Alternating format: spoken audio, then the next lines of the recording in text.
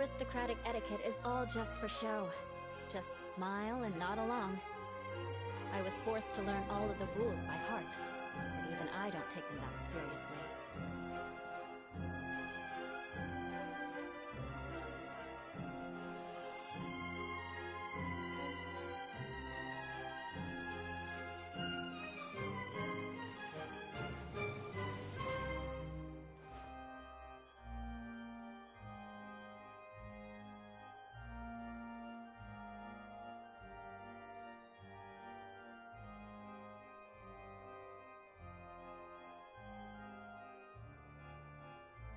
Knights and aristocrats share the same cultural heritage, but the knights had enough sense to do away with all the superfluous detail.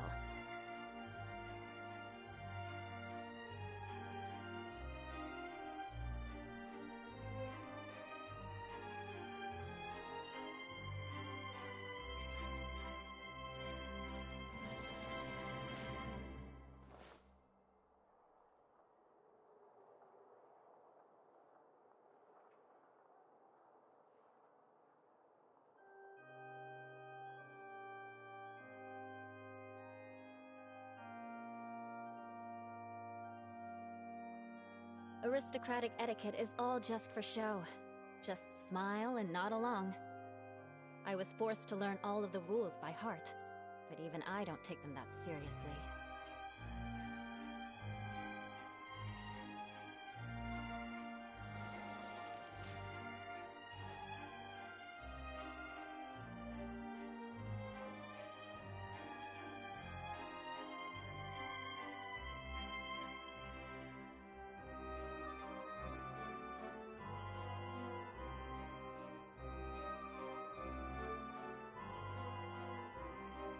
Knights and aristocrats share the same cultural heritage, but the knights had enough sense to do away with all the superfluous detail.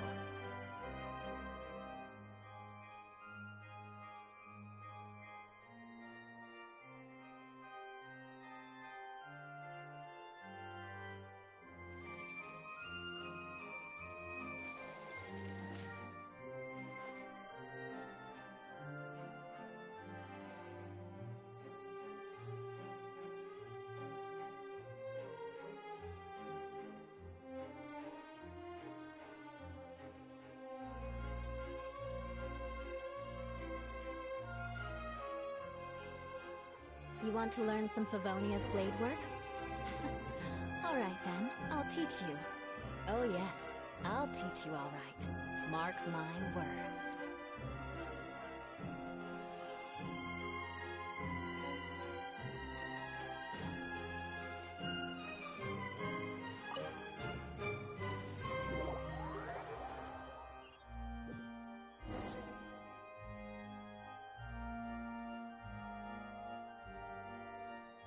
Both parties have returned to their positions.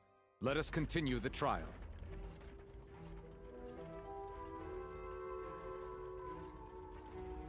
When last we left off, Mr. Linney acknowledged the new evidence presented by Lady Farina as fact. Therefore, Lady Farina may continue stating her reconstruction of the events. That took long enough. Now then, if everyone would lend me their attention. At this stage, let's revisit that scene from Linney's perspective.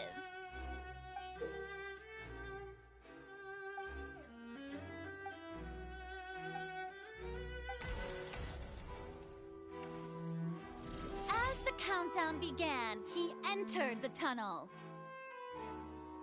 When the flatbed trolley passed, he opened the box and got into an altercation with Halsey, which caused the loud thud. He did not realize that this sound could be heard by everyone in the opera house, which is why he claimed earlier that he could not hear the sound. Finally, he used the vase to knock her out, before making her change clothes to prevent others from recognizing her. At this time, Cowell arrived in the tunnel, having heard that strange noise, and caught Linney red-handed. So Linney proceeded to knock him out too before stuffing him into that box. Afterward, Lenny passed the unconscious Halsey to his accomplice through the magic box in the audience stands, before operating the devices such that Cowl's death would be ruled an accident.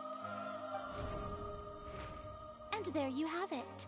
That's the truth behind what happened. Does the defendant's side have any objections to Lady Farina's description of the events? The key to refuting Lady Farina is the order of events, what Lenny experienced, and what he saw.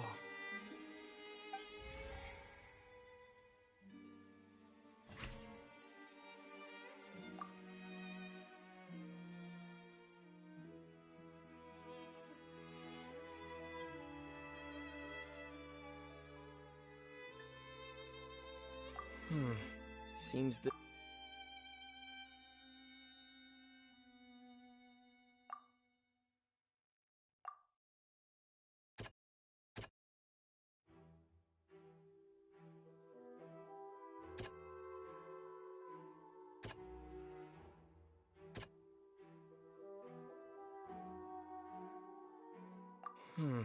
Seems this won't produce a particularly effective rebuttal.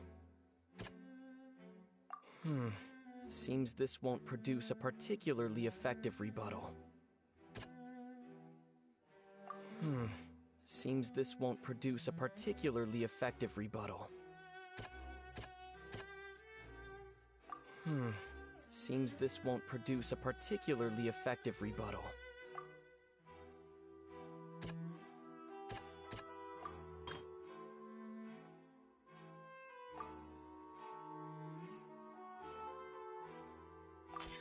According to Lenny, he left via the vent after entering the tunnel. He couldn't have had that altercation with Halsey.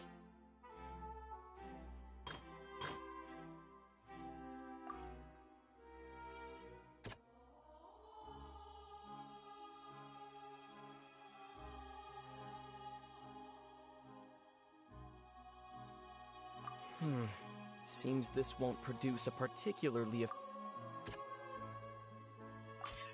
Lenny went to the room that contains the Oratrice's core. This...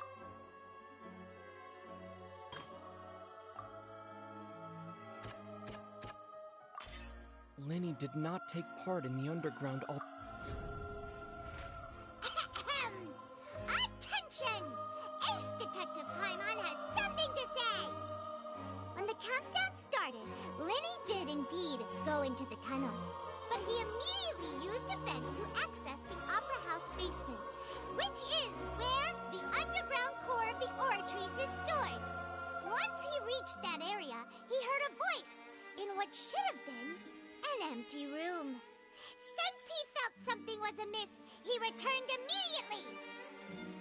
The crime scene had already developed by the time he reached the tunnel again, and in order to complete the magic trick, he did not remain there for any length of time. Finally, he reached the surface, and that was when the accident happened from his point of view. Therefore, he's innocent!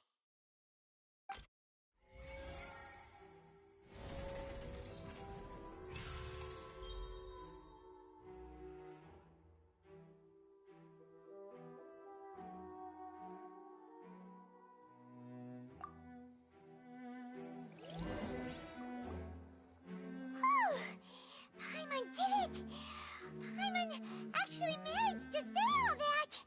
Oh, wasn't it awesome? In other words, you believe that he knew nothing of the incident? That's right!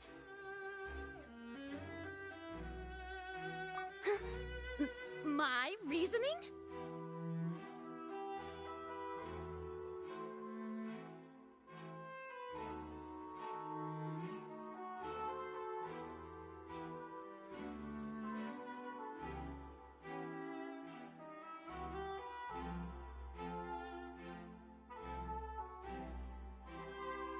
If that's the case, then if Cowl hadn't entered the tunnel, who was the entire setup meant to kill?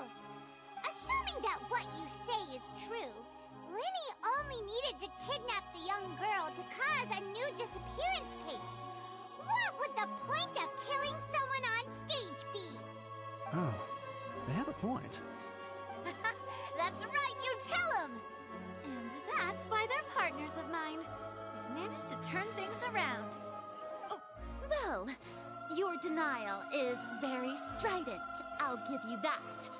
But what proof do you have to back your claims? Of course I do. If he had been in the magic box the whole time, how could he have not heard that sound? Why do you ask? You're saying that he wasn't.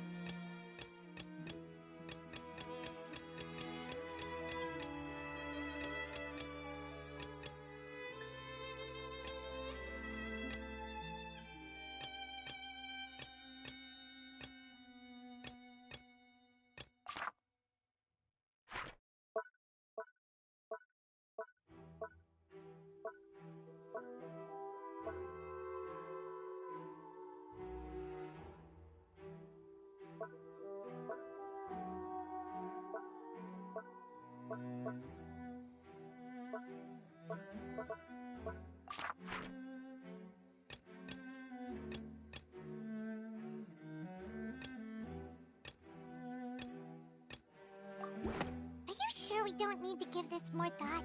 Paimon thinks there's something off here.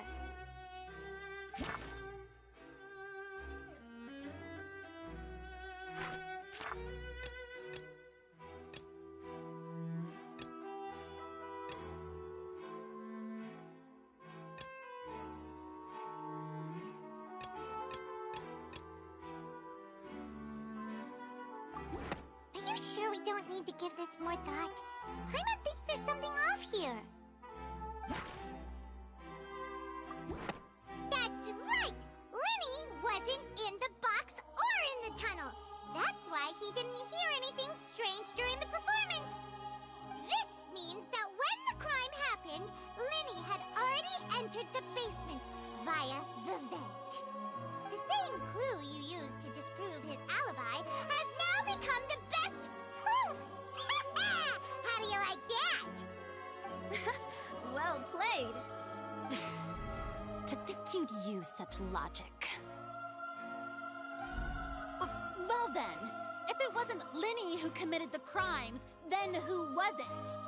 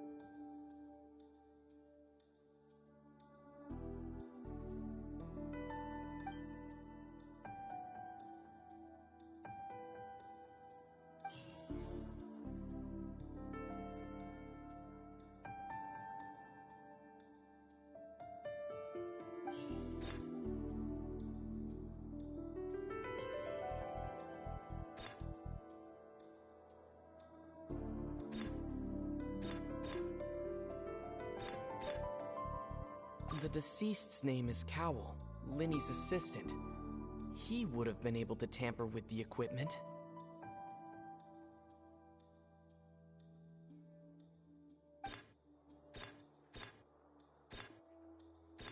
Could there have been a third person involved? Is that really a possibility?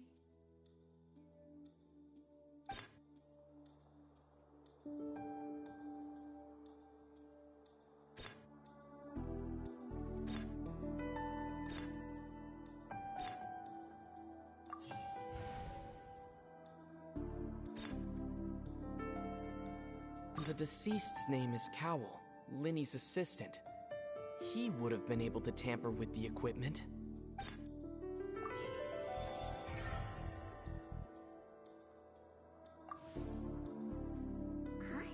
Huh? That can't be right. Are you serious? The killer was, in fact, Cowell!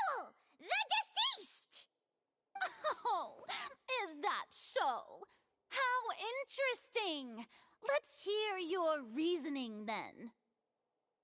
What I must do next is recreate the truth.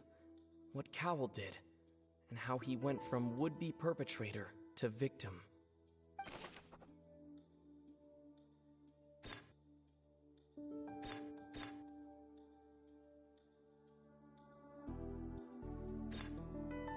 Linny was not in the tunnel at that moment, which gave our criminal ample time.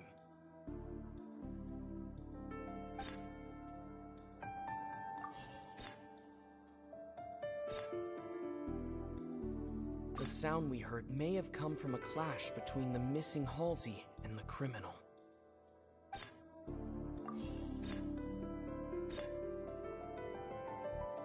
Halsey's clothing was in the tunnel, so there must have been some fear that she would attract attention.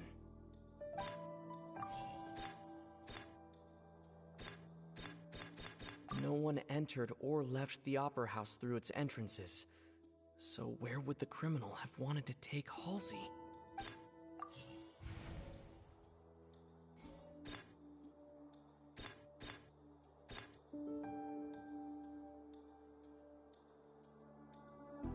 The deceased's name is Cowell, Linny's assistant.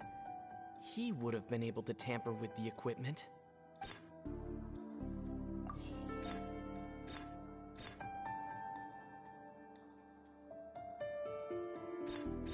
Halsey's clothing was in the tunnel, so there must have been some fear that she would attract attention.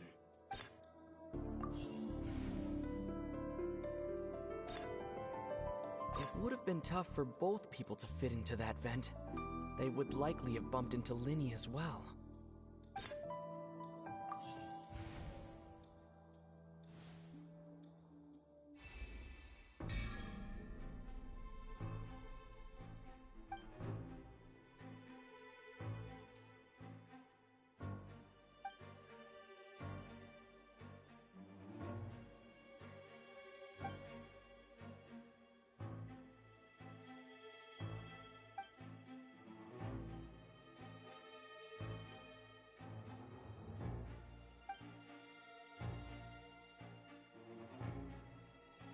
What's wrong, Traveler? Are you still having trouble figuring things out? I see how it is. So this was all just a bluff. And here I thought you had something to show for it. But it seems you're still far from the truth. Look, since we're at a dead end, why not consider a different track? Just like the trick as it transpired, the end result must have been utterly different from the magician's initial design. If only we knew how Halsey disappeared. Well, that would be nice, but the tunnel only has 3 exits, and none of them seem very likely. And it's not like this is a magic trick where you can just make a real live person disappear.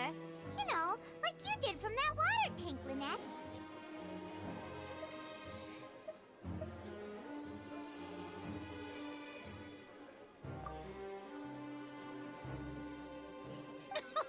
Excuse my interruption, dear opponents, but do you not see that the crowd is growing impatient? There is no greater sin in this opera house than an awkward delay in the performance.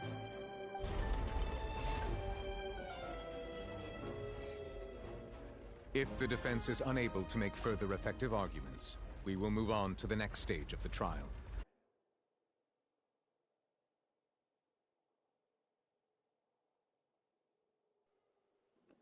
E aí, Nats?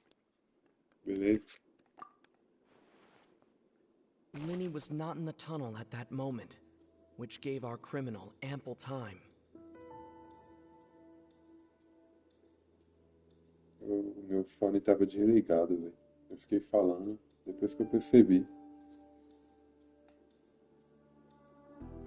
The sound we heard may have come from a clash between the missing Halsey and the criminal. The deceased's name is Cowell, Linny's assistant. He would have been able to tamper with the equipment.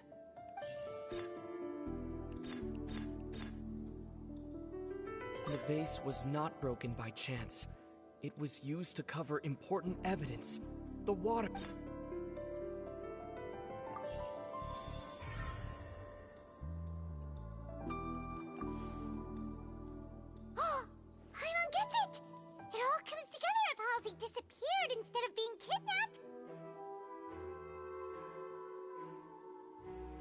Lynette escaped from the water tank, vanishing gradually and leaving only clothes behind.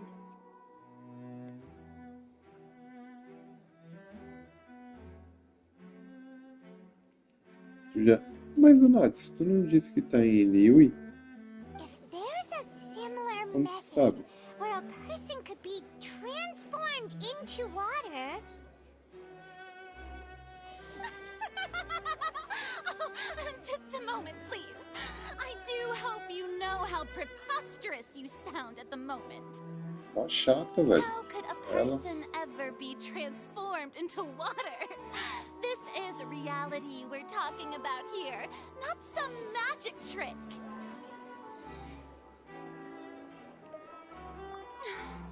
Must we really? I should think that of anyone. Your friend Linny already knows this truth very well. Magic tricks are ultimately just illusions and misdirection. Então, mas ela fica toda hora tentando ressuscitar, velho, o caso aqui. Parece que ela quer I trust the traveler's judgment. incriminar o Linné de qualquer The jeito. truth must be out there somewhere. Perhaps a new line of reasoning may open if we try to gather all the focal points that don't make sense. Since Cal was the deceased, we haven't placed much attention on him. But given that we aren't making much progress with the case, it wouldn't hurt to have a look at his belongings, would it? People really do come up with all sorts of harebrained schemes when at the end of their rope.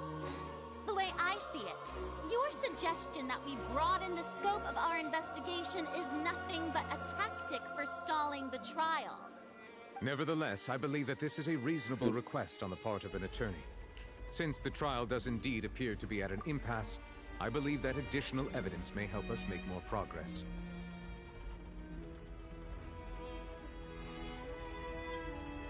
Agora tá se encaminhando por um raciocínio mais Guards, lógico. please step into the lounge and examine the personal effects of the deceased, Cowell. Olha, vamos ver. We are still examining the items, but we have already made critical progress that we feel must be shared with everyone post-haste. We discovered several test tubes of fluid within Cowell's baggage, each labeled separately. The notebook in his backpack claims that these fluids are water from the primordial sea. The primordial sea. The note's contents also indicate that Cowell belonged to an organization that sells illegal drugs and that he had an accomplice. The notebook has many entries concerning safe usage of these fluids, in which the keyword dissolve appears many times.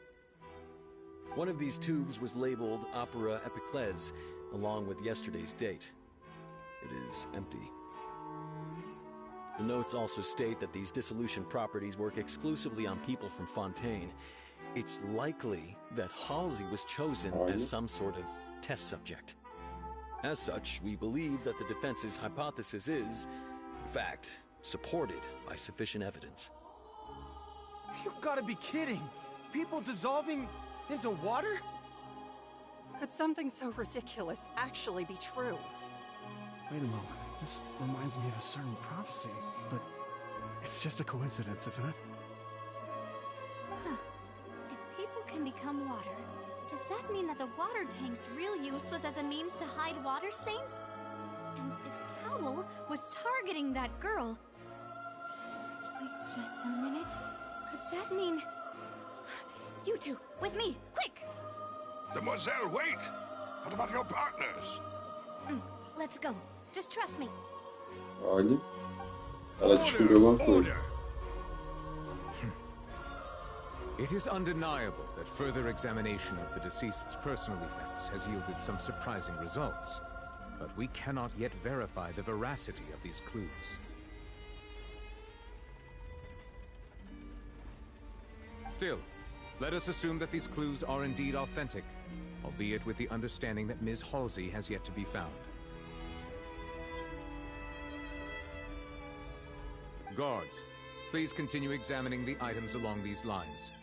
Mr. Linney, it appears your hypothesis is supported by the evidence, so please continue speaking. Of course. Thank you, Your Honor. If we uphold this hypothesis, I believe that many of this case's seemingly unrelated clues can be connected together. Right! Like the metal hook! That one didn't make sense at all. Let's think about this. Cowell's methods must have something to do with that water from the primordial sea.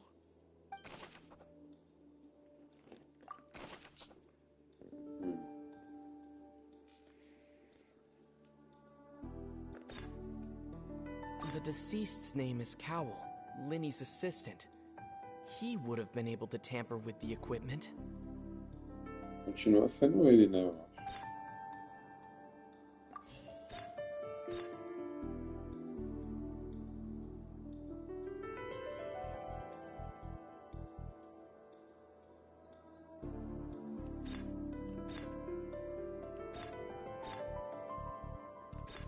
Lynette was in the magic box on stage the entire time. Did she have something to do with this? I remember there was something else within the inner layer of that box. Nem ideia, velho.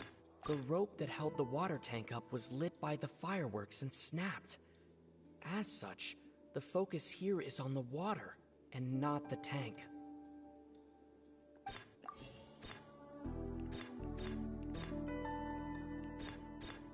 The water from the primordial sea should already have been prepped before Halsey entered the magic Eu não box. sei não.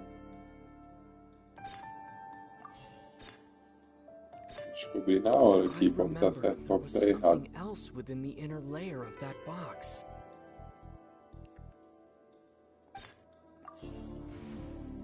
Nossa, errei um.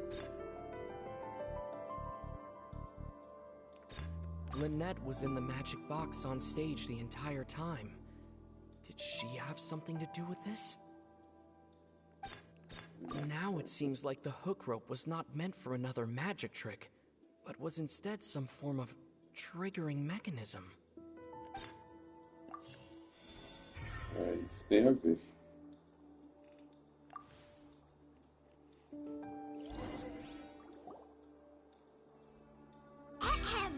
It's Ace Detective Paimon's time to shine again! In the original plan, Cowell would tamper with the water tank rope and the number selector securing his target. When the magic box containing Halsey was lowered, the metal hook would retract gradually and pierce the balloon at the top of the box. When the balloon attached to the box popped, the water from the primordial seed inside it would pour down and dissolve Halsey. Afterward, Cowell would enter the tunnel and break the flower vase to conceal the water inside the tunnel, with the remaining evidence being covered up by the water tank on stage. But he encountered something unexpected in the tunnel, and wound up being fatally hit by the same water tank he meant to use to cover his tracks. Huh. That does make sense. That actually links together a lot of the more confusing pieces of evidence. Ih, o jogo tá virando, hein? Oh dear, what do I do? Even I think they sound convincing now. É grandinha realmente Inazuma, não, mas eu demorei pra fazer todas. Pelo que eu lembro. Now, it seems like the only point of contention remaining is the exact circumstances that led to Cal's death. His notes mentioned he had an accomplice who could be related to the situation. On that note, the guards have just contacted me indicating that they uncovered new evidence. I shall now invite him on stage to share it with us. Thank you, Your Honor. We were just inspecting the luggage of the other people involved in this case. And we found an identical sample of the water from the primordial sea among Linny's personal effects. What? That can't be. Oh, I see. Well, how wonderfully comedic to have your own counterattack only to acho que come é back armação and isso wound daí. you. Does this not clear all doubt? My dear citizens, my loyal audience, allow me to present my reasoning and bring this performance to a swift close. Linny did not need to take part in the dissolution of the young woman at all. Indeed, he did leave the scene via the vent. Having made modifications to the props beforehand, his accomplice Cowl then caused Halsey to vanish using the water from the primordial sea. But upon his return, in cruel avarice, Linny desired sole credit and prepared to do away with his partner in crime. Ultimately, he knocked Cowl out, and the tool meant to cover the crime up also became a murder weapon. Now, as much as I regret having come to such a viciously straightforward conclusion, it does seem that the famed Fatui is quite the cold-blooded and ruthless organization. Am I right, Mr. Linny? We've used up all the evidence we collected. There's no way for us to make a rebuttal here. Is this the end of the road?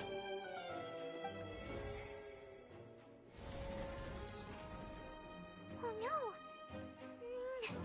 Paimon can't think of anything either. It doesn't look like there's any way around this. Seems using the water as new evidence was too good a move. Why did this have to happen now? I think we've all seen enough now, and we have ample witnesses to my flawless reasoning. I believe this is indeed the finale. Now then, my good, noble Chief Justice, should we not, in your view, move... Excuse me, everyone, but I must interject. Miss, I must ask you not to shout, and to respect the ongoing legal proceedings. Oh, come on. Don't be hasty. I have a good reason for interrupting, you know.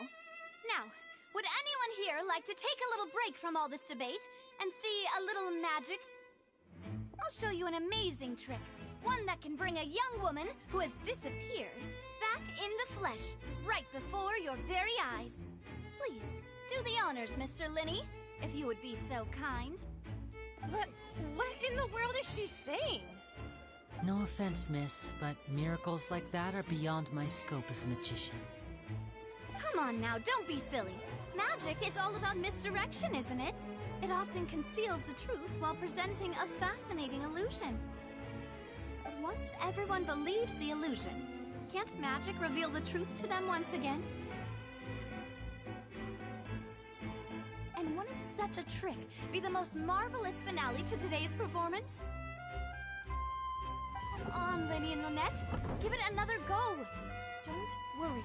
Spina di Rasula has made the necessary arrangements on your behalf. But, as the magic makers and stars of the show, I think I should leave the final performance to you. I understand.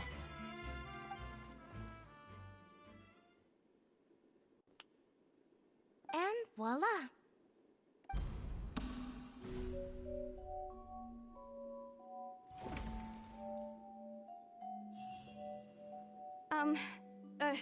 Sorry for the interruption. Wait, isn't that Halsey? So the whole thing about people dissolving wasn't true after all? To be clear, I'm only here because this person told me that if I testified, the merit of doing so would lessen my sentence. I was hiding outside this room listening to the proceedings because I was afraid that I would be the one put on trial. Olha só.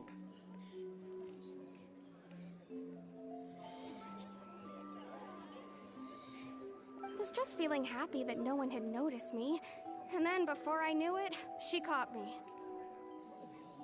That'll teach you to underestimate us three. Where should I begin? I'm sorry.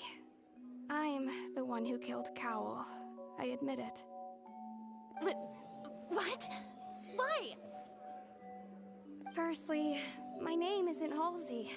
It's Lillian, and I'm originally from Mondstadt. I heard that Linny's show was gonna be a real thriller, but I missed the chance to buy a ticket, so I stole one.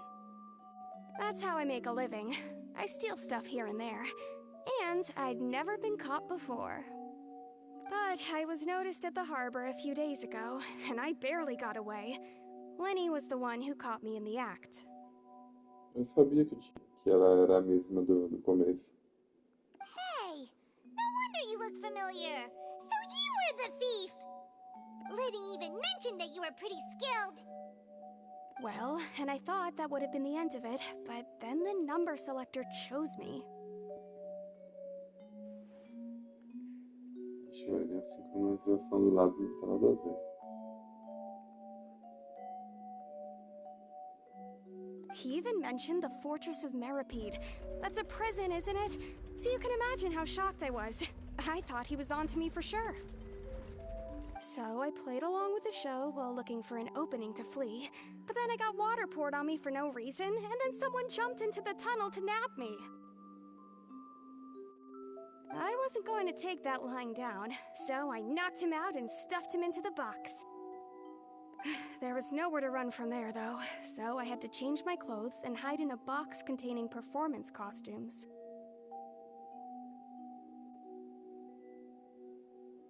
I slipped out after the first guard arrived at the scene and continued hiding inside the opera house. Can a person even hide in there? But I swear, I didn't know that the water tank would fall down. Really, I swear it. Entendi. Had I known that, I wouldn't have put him in the magic box. I may be a thief, but I'm no killer. Well, that makes everything pretty clear now, doesn't it? This time, we need to tell the entire story from Lily-Ann's perspective.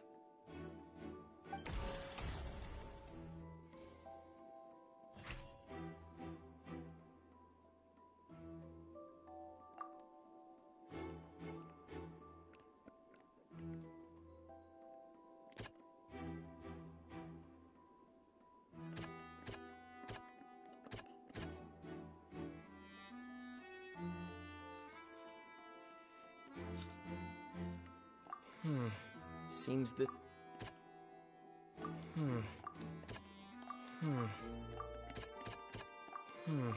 See...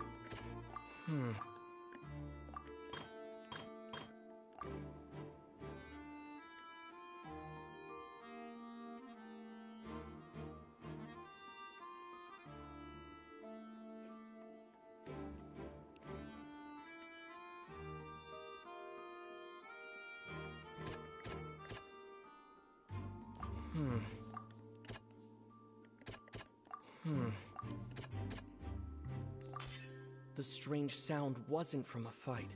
It was Lily-Ann's attempt to break out when she was frightened.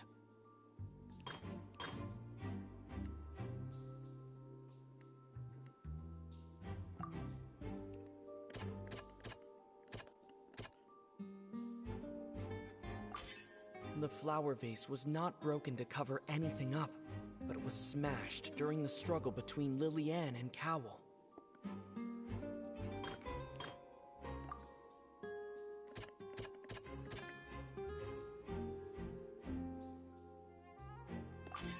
Lily-Ann was afraid that she would be recognized if she left, so she changed clothes and hid, biding her time. Just what one might expect of an experienced thief. And it's Ace Detective Paimon time! Ai, ai, véi. Having been selected out of the blue, Lily-Ann panicked. Não dá pra levar a sério, velho, essa missão. After she entered the tunnel and had water poured on her É head, mais com a pai, so não she falando. kicked the door open, producing the thud we all heard. Hearing the commotion, Cowell leapt into the tunnel, only to discover that Lily-Ann had not dissolved. He did not know that Lily-Ann was not from Fontaine, Ah, tá. but was Então a só a thief pessoa de who Fontaine pode made ser her way dissolvida. in by stealing a ticket.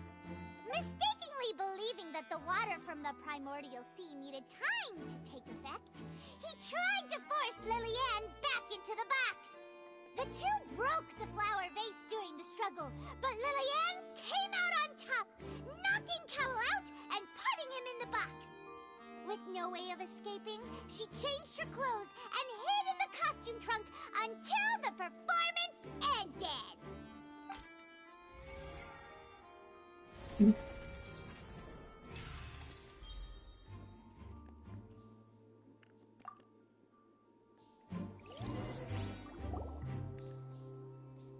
She knew that she would have to go through guard inspection if she tried to leave afterward. So, she has been trapped in the Opera House these last 2 days. She had already become desperately hungry by the time we were chatting over macarons.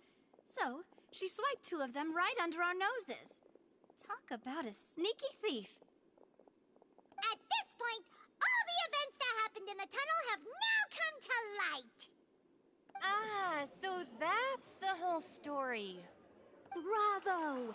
Bravo! Now then, Lady Farina, do you wish to speak against the defense's statements? Do nada ela virou acusadora, velho, essa Furina aí, velho. Please answer the question, Lady Farina. Also, if I may add, the trial has not yet ended. As such, I request that the prosecution not leave the room before the proceedings have concluded. What? Are you reading my mind now? No. I have no further arguments. I admit defeat. But really, could you at least have left me with some dignity? Wow. Look at that. She's like a deflated balloon now. If there are no objections, then as the Chief Justice of Fontaine, I shall once again repeat the full sequence of events. The actual perpetrator of the serial disappearances, Cowell, selected his next victim from the audience reservation list. With some modifications to the selector, he could ensure that the pre-selected young woman would be chosen. To cover up any evidence while committing the deed, Cowell thought of allowing the water tank to fall, which would conceal the water left behind after the young woman was dissolved. He also tampered with the rope suspending the water tank, using the fireworks at the end of the performance to cause the tank to drop and hide the watermarks. He poured the water from the primordial sea into a balloon during the preparation of the magic box and stuck it to the box's lid. Finally, he passed the prepared hook on a rope through the gap in the magic box's door when bringing the young woman to said box. When the magic trick officially began, the box containing the woman was lowered into the tunnel, tightening the hook rope and bursting the balloon containing the water. If all had gone to plan, the young woman would be dissolved at this time. However, Lillian was not from Fontaine and thus fled the box with a loud noise. Realizing that there was trouble, Cowell entered the tunnel and met Lillian. Thinking that the waters had not yet taken effect, he decided to proceed. However, his opponent was more capable than he thought, and he was overcome, knocked unconscious, and placed into the magic box, and thus became his own final victim. Lillian, according to her own statements, then changed clothes and hid until the performance ended, before hiding in other parts of the opera house. As for Linny, he was in the underground structures within the opera house, and was thus ignorant of these happenings. From this reconstruction of events, we can conclude that Linny, the accused, is in fact innocent. While there is much in Linny and Lillian's conduct that should still be investigated separately, this case, at least, can be handed over to the Oratrice to make the final decision.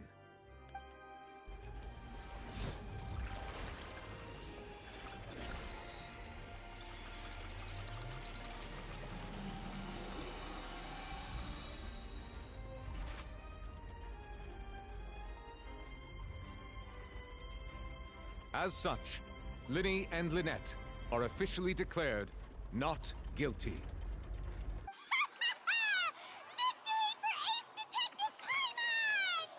Great work, partners. Thank you all. Thank you so much. Next, I think we deserve an explanation, Guard Vaughn. How did you find the water from the primordial sea in Linny's baggage? Right! Your discovery caused me to make a serious mistake, you know.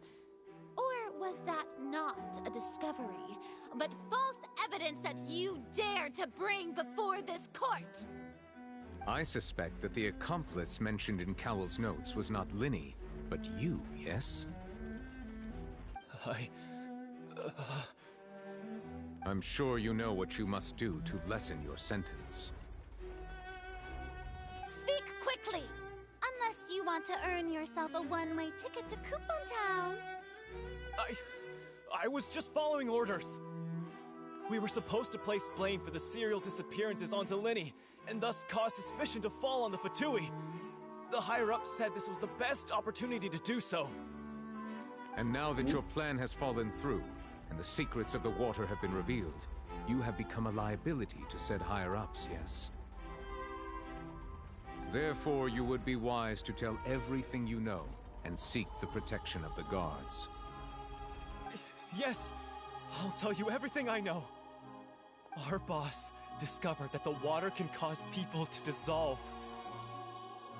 It can also be made into a potion, which when extremely diluted, can cause people to experience unforgettable exhilaration.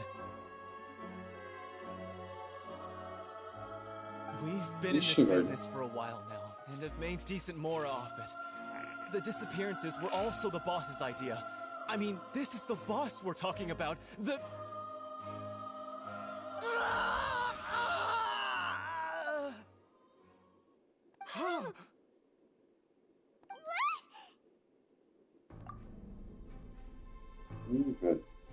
And now he can no longer talk. Foi silenciado. Such ruthlessness. I shouldn't have expected any less of them. An outrageous act. All present, please submit to inspection immediately.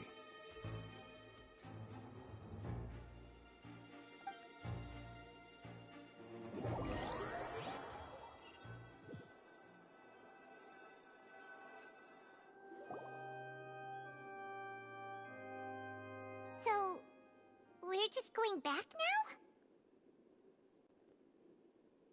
That's true, but... Traveler, Paimon! Please wait. Lenny... I know you may not want to speak to me right now. Maybe you don't even want to look at me. But still, let me thank you again for defending me to the end, even after you learned that I'm a member of the Fatui. I guess. But regardless, I'd like the opportunity to set things straight. I didn't approach you with any ulterior motives or ill intent. I've spoken to you as myself, just plain Linny this entire time. As for why I'm a Fatus, it's because the goals of the House of the Hearth align with those of an orphan like me. That's all. That was how Father, who you might know as the Knave, approached recruiting us back then too. The Knave? The one who controls the House of the Hearth? She's your father? That's right. And since we're here, I was wondering, would you mind hearing a story? It's about my past. Back when our parents first died, Lynette and I were left wandering the streets. To survive, I took to surreptitiously observing an older street performer who did magic. It took me several days to figure out how he pulled off his amazing tricks.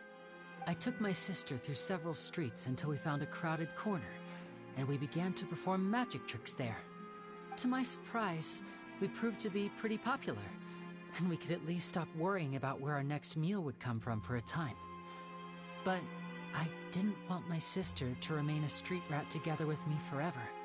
Before long, an aristocrat came to me and claimed that he wished to take us in after watching my performances. So you went from orphans to nobility just like that? That was how we felt at first too. As if fate was on our side and we could say goodbye to those painful days. But I gradually discovered that while we were called foster children, he was really after my talent for magic tricks. He would constantly take me to all sorts of banquets to garner attention, which he would then use to expand his social circles. That doesn't seem too bad either. Better than roaming the streets at any rate. It took a while for me to realize just how dark his heart really was. After one particular performance at a banquet, I discovered that Lynette was not on the same return vehicle as me. I waited a long time after we returned home, but she did not come back. I went to that noble's bedroom and asked him about her whereabouts. The answer he gave me was, she caught the eye of the most eminent person at the banquet, so I sent her over as a gift. I mean, you'll be able to perform your magic regardless of who your assistant is, yes? Oh no. So he was gonna... But wouldn't Fontaine's laws deal with such people? As far as outsiders are concerned, this is a relationship akin to adoption or foster care, and they have their ways of escaping the eye of the law. I managed to ferret out the location of the mansion of that so-called eminent person and hurried through the night. But by the time I leaped over the walls, avoided the guards, and made my way in, all I saw was the moonlit ground covered in blood, and the knave standing there in the darkness.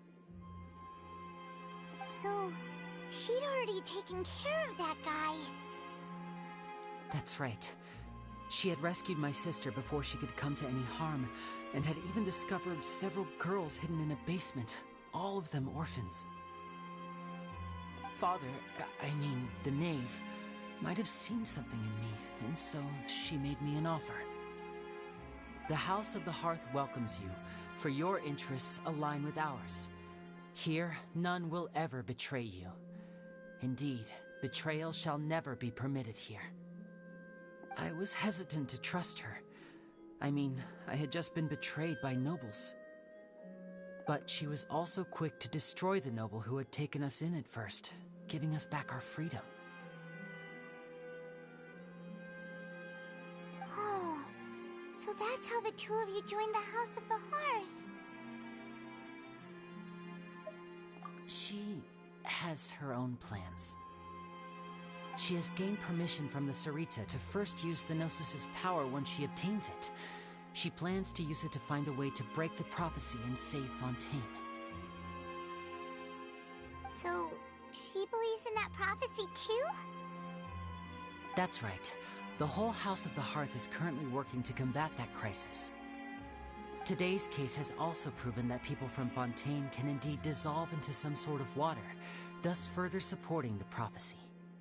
Everyone at Hotel Bouffe d'été, including the knave, has their roots in Fontaine, and we will always defend our homeland. To us orphans, the only connection we have left to this world, apart from our family, is our homeland. So, from small deeds like distributing magic pockets to huge schemes like stealing a Gnosis, everything is aimed at dealing with that prophecy. It's all right. I understand. The only thing I can do is relate all this to you. I just hope you can understand that even as a member of the House, I have never stopped making my own decisions, and that I believe what I'm doing is right. If you should need anything at all in the future, feel free to find me. I will do my best to help you, as plain Linny.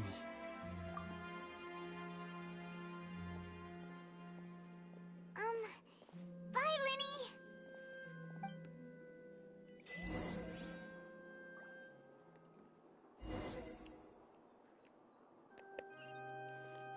More speed.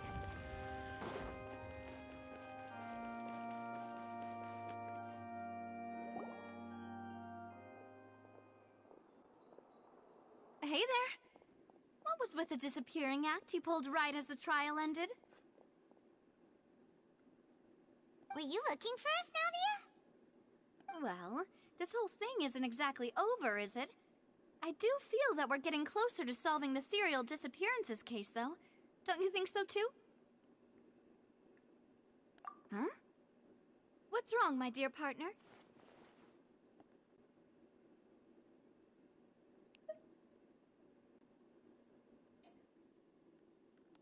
Besides, are you sure we're the ones who can crack a case that's been cold for decades now? And given that there's new evidence from the trial, there should be a trail of breadcrumbs for the Hydro Archon's people to follow now, right? Ah. I see. Well, I won't lie. I'm a little shocked to hear that from you. But I suppose you are just travelers who have only arrived in Fontaine after all. Sorry. I might have been too presumptuous. Don't say that, Navia. Ah, and we were having so much fun investigating with you, too. It was like having new waters flowing into a stagnant mire, causing new hope to spring forth, and the reflection in the murk to become clearer. Well, sorry about that. I'm a bit prone to nostalgia. Don't mind me. Wait, shall we have a farewell meal? You know, to commemorate our time as partners? Huh? Do we really need to get that formal? Well, guess you really did treat us as partners, huh? Well, I'd just like to have a proper ending to every important memory. That way there are no regrets later. Anyway, it would just be a meal, so it shouldn't take up too much of your time. You don't have to twist Paimon's arm. If Boss Navia's treating, count Paimon in! Oh, wonderful. In that case, why don't we return to the Court of Fontaine and head to the Hotel de Boer? I believe we'll make it just in time for dinner. All right, then. Let's have our farewell meal.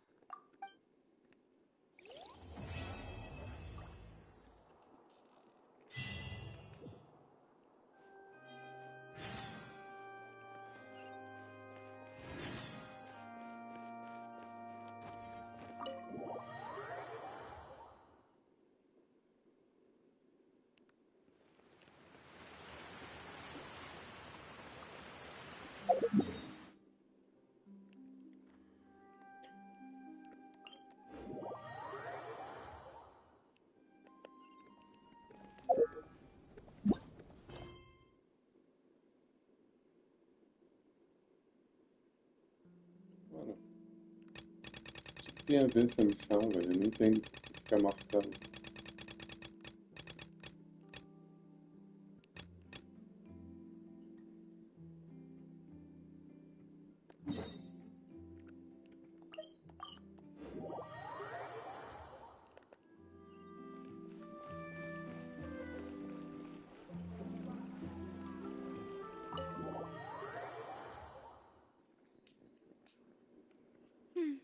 I came here several times with my father when I was little, but stopped eating here as often after growing up. I hope the food here will be to your taste. Oh, don't worry. We haven't eaten at a hotel like this in a while.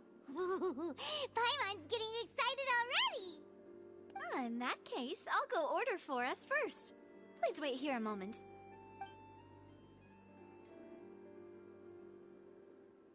Ooh, everything looks so good. People in Fontaine sure know how to enjoy life. Why, of course. Go ahead, try whatever you like. If the food's good, I'll make a group reservation for the rest of Spina di Rosula next time. And if it's not? Well, then I'll still bring everyone. Albeit with only one dish per table. You, sure have your own way of doing things. Oh, we called this a farewell meal, but we could also treat it like a victory feast, right? We did just win that case after all.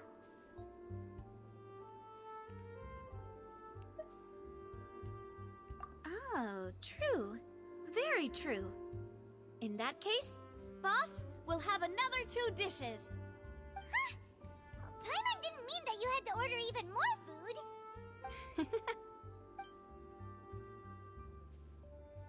Speaking of cases, do you think that the mastermind behind the serial disappearances will get caught soon now that this has all happened? Well, we've certainly taken a big step forward, But I feel that's about it. We know that there's an organization that means to dissolve these young women, but we still don't know what they are really after. If it hadn't happened right in front of us, Paimon wouldn't have ever believed that a person could be dissolved like that. Right? Yet it was because this was such a preposterous notion that the investigation could never really move forward before. Ugh. If only that guy could have finished speaking! We were so close to hearing who was behind it. In such investigations, even the smallest step can seem like a yawning chasm if the trail of clues is cut off. To be honest, I don't have high hopes for any follow-up that the authorities might conduct. It's not that I don't have faith in their ability, it's just that a different perspective is required in some matters. It's easy to guard against and deceive a single, narrow perspective. A shift in thinking is required at such times in order to produce a breakthrough, which is exactly why the Spina di Rosula exist. Those highfalutin folk are not all-knowing. That's why we exist. Oxe, To seep into the cracks where filth eu tava falls through, sempre where fazendo their watch fails them. That's quando the ia kind of jogar. problems we solve. Seems Paimon thought things were É, simpler velho, than they cheguei. actually are. It's Uma alright. loucura as missões daqui, hein, This velho. was supposed to be a farewell Uma meal, surpresa so atrás da I outra. doubt you have further interest in this business, right? Let's talk about something else. Like, what are your future plans?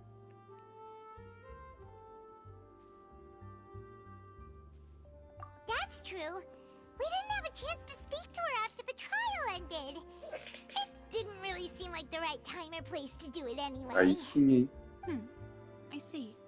O Nats So, também your conseguiu aí, primary velho. Tá objective, felizão which has ele. been foiled so far, was to have a chat with the Hydro Archon. I've heard that there's a long line of people waiting to meet Lady Farina. I suspect you'll be Eu acho waiting que o for Nats quite tá a fazendo a while, mesma coisa. considering that you missed your chance upando today. agora os talentos. Yeah. We've heard that she's super popular here in Fontaine, and that it'll be tough getting any of her time. Well, would you consider some more, unique ways? Perhaps even methods of, let's say, questionable legality? Guess that's Spina di Rosula's boss for you. Chock full of sketchy ideas. Well, what did you have in mind? Well, one way would be to infiltrate a performance troupe at the Opera House, only to Beleza, abandon de your boa. act at the play's climax and ask to speak to her after the Valeu. performance. Boa noite. I'm sure Lady Farina would be eager to see the ending, and would agree in order to finish watching the play. Don't you think? Could you suggest something a little more practical? This plan seems pretty hard to pull off. We'd have to go learn how to act, and acting's really hard. Alright, here's another. Find a way to conceal yourselves under her bed. Then, wake her up in the dead of night and demand answers. Don't let her go back to sleep until she answers all your questions. I can personally testify that this one works. When I'm sleepy, I'll do anything as long as I can finally get some sleep. That might work, but that's not really the problem. The problem is, we don't want to get ourselves arrested. Valid point. I Então, overlooked Nats. that part. I was just thinking about leveraging a person's desire for sleep. Ixi. O Derrolo apareceu aí. Ele também tava querendo pegar a No more Lectine. joking around. Aí vai um embora, aparece outro. Perhaps you could... Oh, I don't know. Cut the line when she's on a break. You did defeat her in court, clearing citizens of hers from false accusations. False accusations tempo she que had não nearly aparecia, upheld né? personally. Ah, I é tanta imagine gente that que she eu feels quite confundo, velho. ashamed about the Não. whole thing. You mean that if we catch her while she's on a break, she might be too embarrassed to refuse? Oh, that does make some sense. Why don't we give it a try after this meal? You know, strike while the iron is hot and all. Huh? Paimon, did you drink my Fanta? Was this your drink? Sorry about that. Paimon wasn't really paying attention and the cup was right next to Paimon. Would you like to order another? No, it's fine. We're just about done here. Alright. Honestly, Paimon wouldn't recommend Fonta anyway. It tastes kind of salty and icky. Is that so? Huh. Well, in that case, we'll have to blacklist the Fonta here then. If we're all finished eating, then I'll go pay. Velho. Será que já estão tentando dissolver a Návia também? Treat, Navia.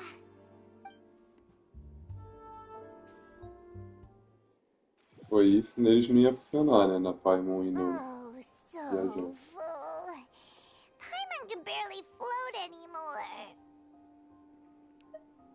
Can't you see Paimon's barely an inch off the ground? Okay. As for expenses this month, we're left with... Ih, velho, já vi isso aí acontecer. Navia, what are you doing over there? Oh, nothing. It was just a meal, you know? Nothing the Spina di Rosula can't cover.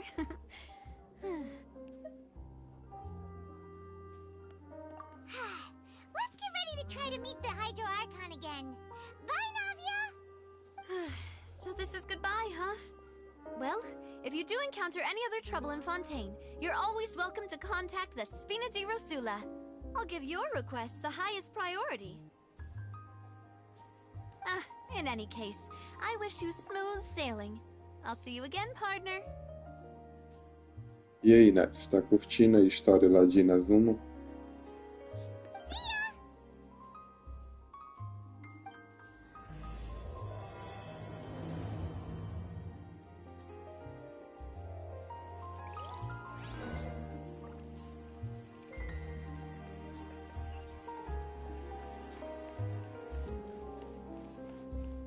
Olha, tem um teleporte ali que eu nem peguei ainda, né? Deixa eu pegar lá. Já que ele tá bem aqui na minha visão. Né?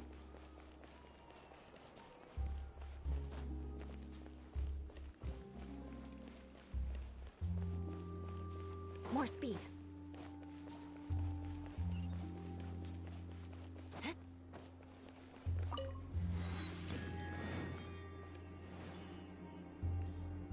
Cara, vamos ser franco, velho.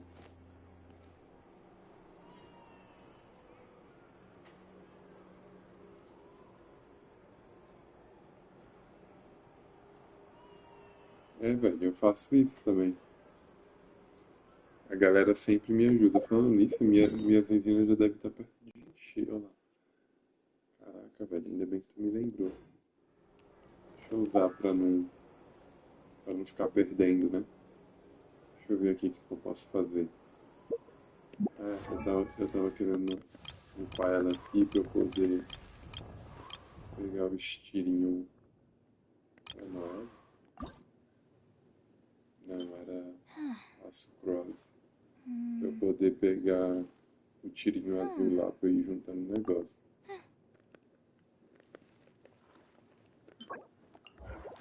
Deixa eu matar ele de novo, então. Deixa eu pegar essa recompensa aqui, pegar na primeira cidade que tava aqui.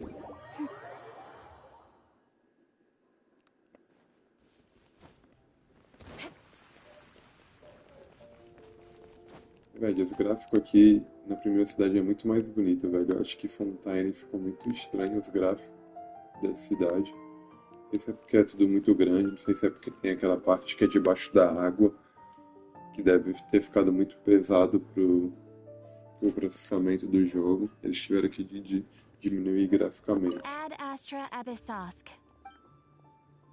Ele é muito diferente.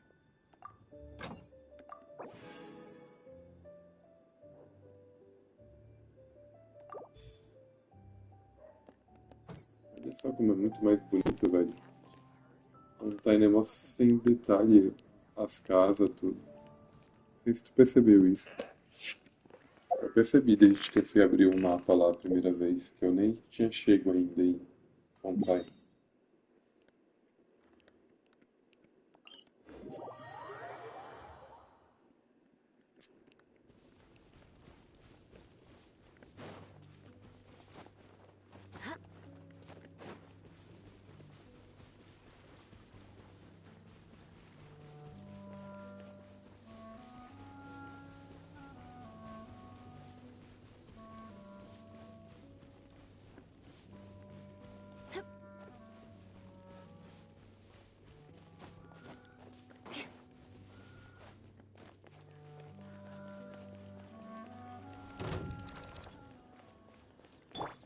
You're in for a little shock. Eat this! Beg for mercy. More speed. Crush!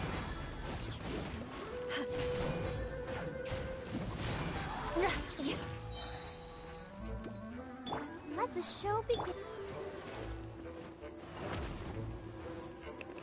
Shudder! Blood of frost!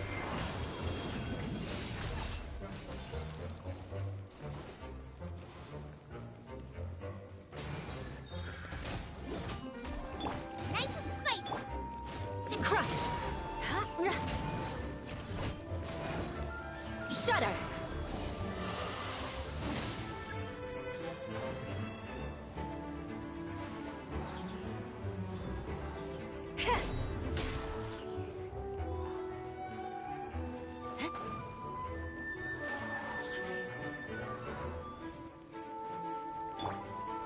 Let's spark things up a little. Boba, get them!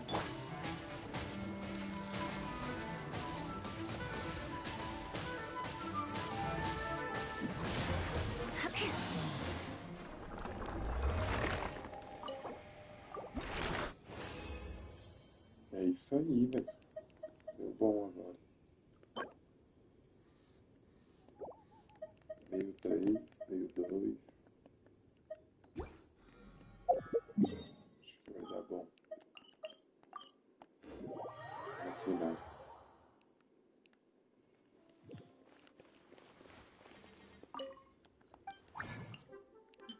Aqui na forja.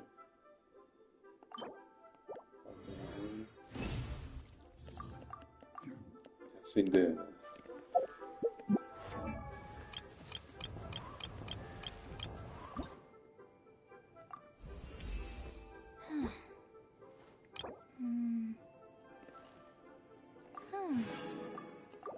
Cara, meu tirinho agora. Agora eu posso acender a Noelle, né? Também pra eu ganhar um. O que a Noelle falta? Pois é, a Noelle falta só pegar essas frutinhas aí. E ela aqui. Interessante. Ela só precisa matar o de eletro. Vamos lá então, né? Aristocratic etiquette is all just...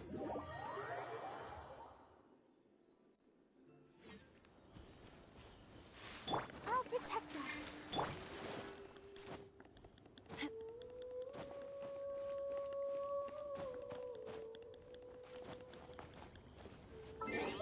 Bem, agora eu não posso mais usar a Lisa.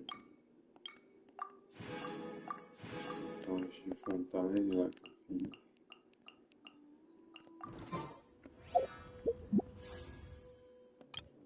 Deixa eu usar esse daqui, nunca peguei. Nem pra vir alguma coisa.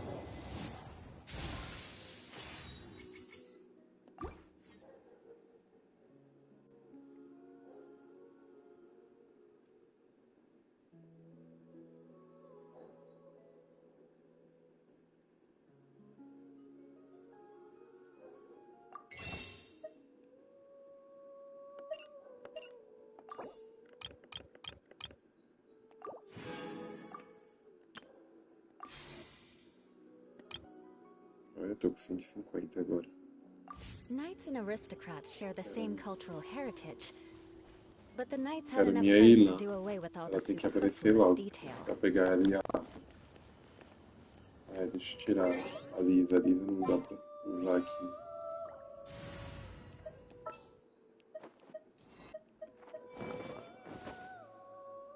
Time for afternoon tea. Isso eu acho que dá pra upar. A Minette, se eu não me engano. Ali. Dá pra upar ela. Isso eu não tenho um livrinho de experiência suficiente. Que vergonha.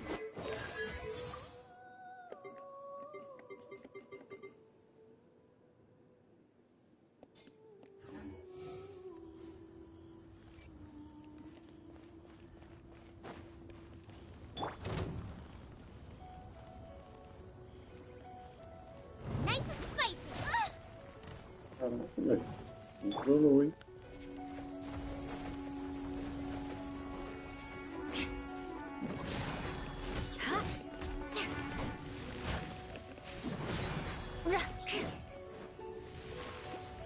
Let the show begin. Beg for mercy.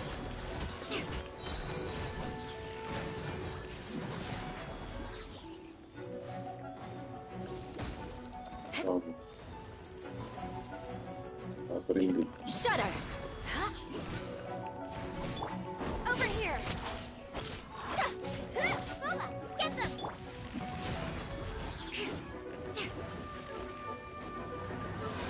More speed. Surprise! Beg for mercy. Crush.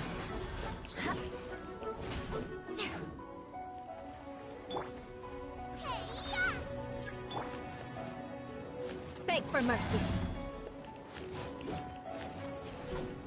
Crush. Vengeance will be mine. Beg for mercy.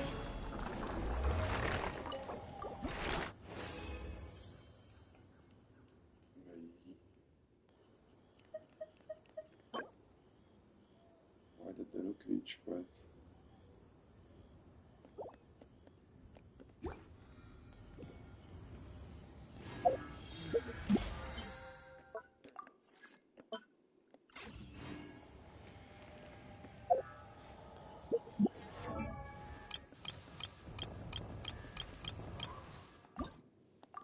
I created another universe with this. Agora não tem um livro. Fui gastar na Linet, com precisão. Podia ter usado nela para ganhar mais um destino. Esperto.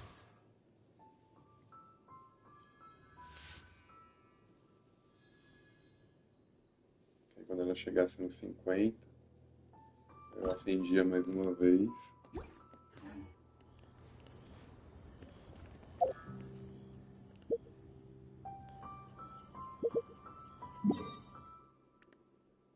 Pegava.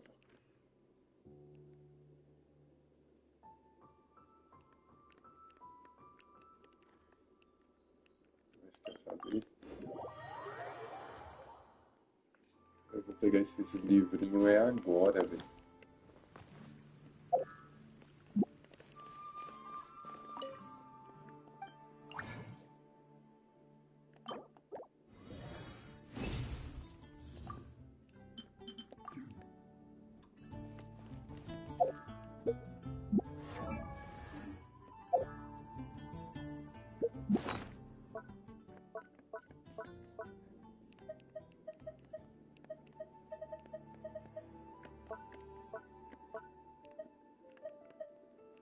Caramba, só tem uma.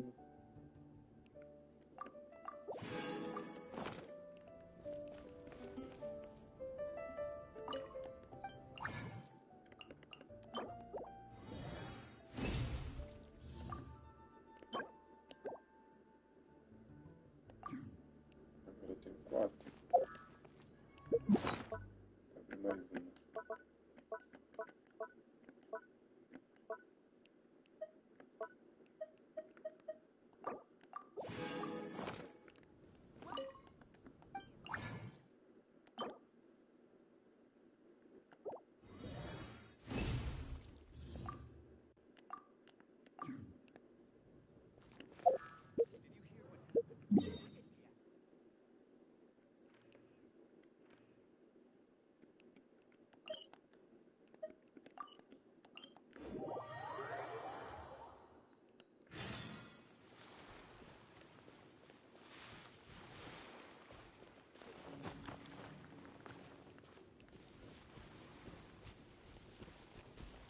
Caraca, velho, que viagem é essa? More speed.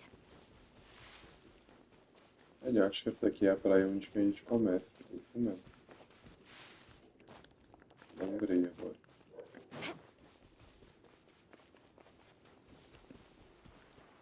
Onde tudo começou.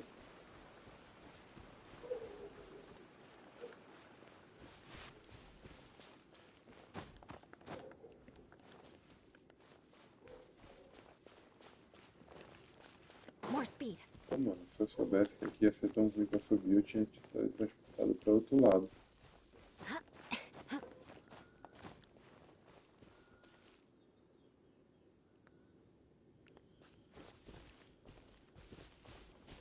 Let's dance.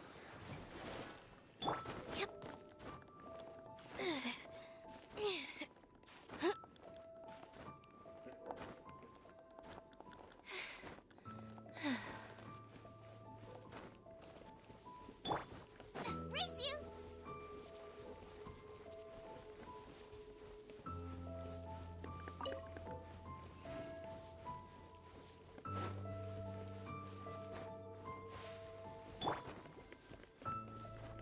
Let the show begin.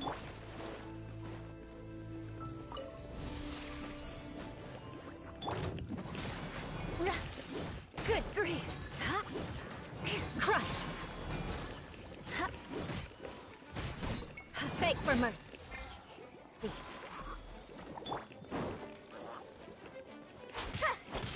Out of the frying pan. Crush. Flood of frost. I condemn you. Let the magic begin.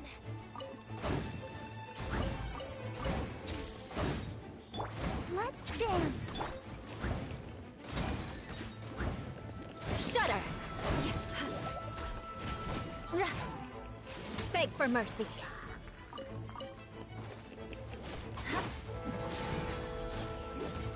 Boba, get them. Shudder. You're toast. Beg for mercy.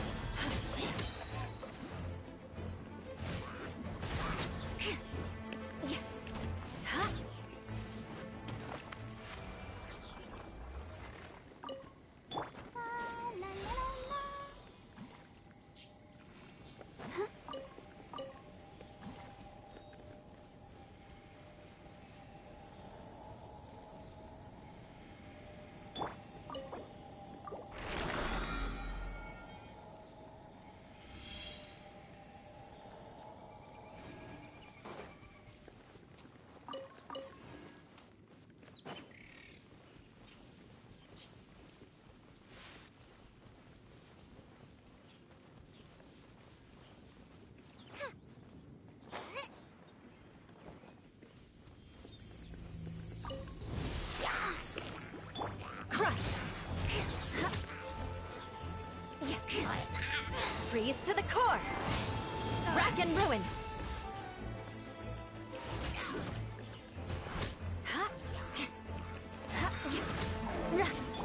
Step on up. Beg for mercy. Out of the frying pan. Crush. More speed. Aí também tem uma capacidade. Aí vai lá, só pra ninguém.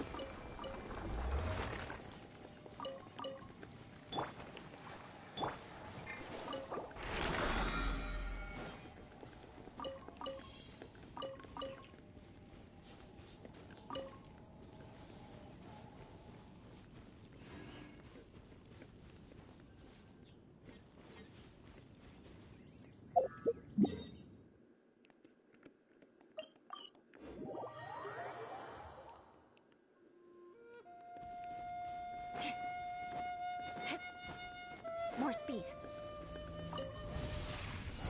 Crush. Eat this. Boba, get them.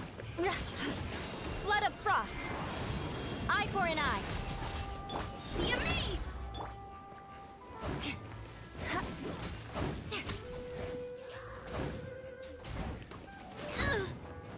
Shudder. Crush. Nice and spicy. Rack and ruin. I'll protect us. Go far from Beg for mercy. Freeze to the core. Eye for an eye. Boba, get them.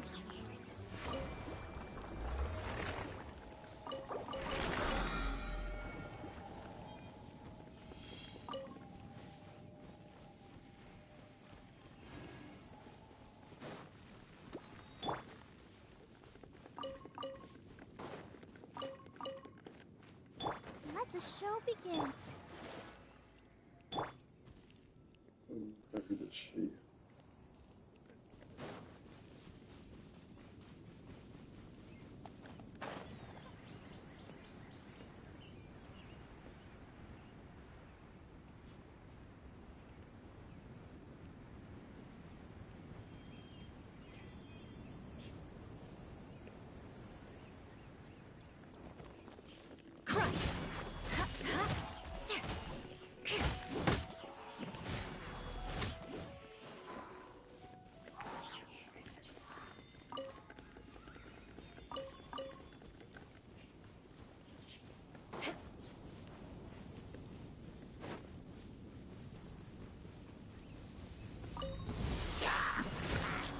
Nice and spicy.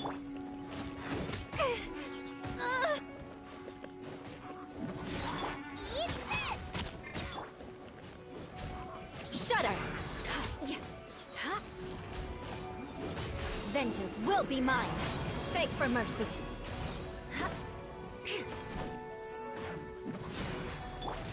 Surprise! Shudder! Ela tá recuperando todo mundo aqui, velho. E eu tô viajando. Crush! Vai acabar nunca isso. Shudder!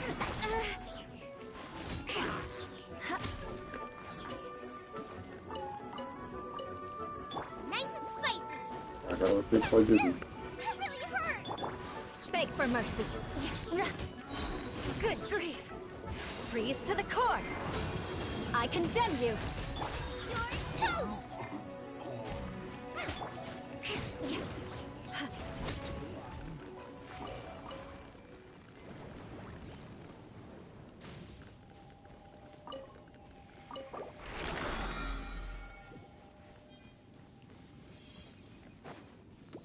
Primeiro, agarrei um item, tô por atrás, não.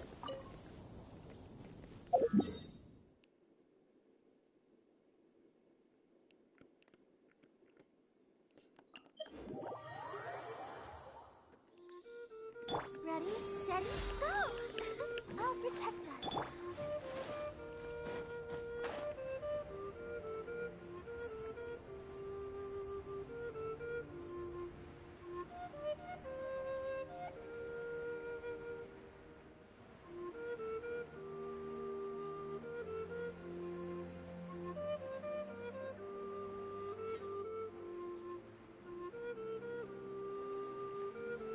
Acho que é isso.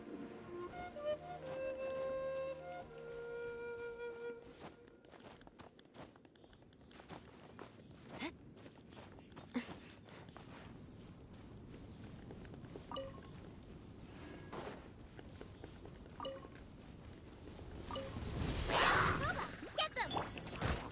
Shudder! Crush!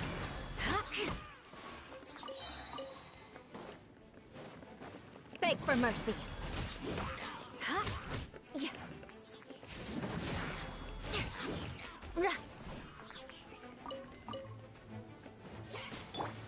this. Eye for an eye. Vengeance will be mine. I condemn you. At the frying pan, into the...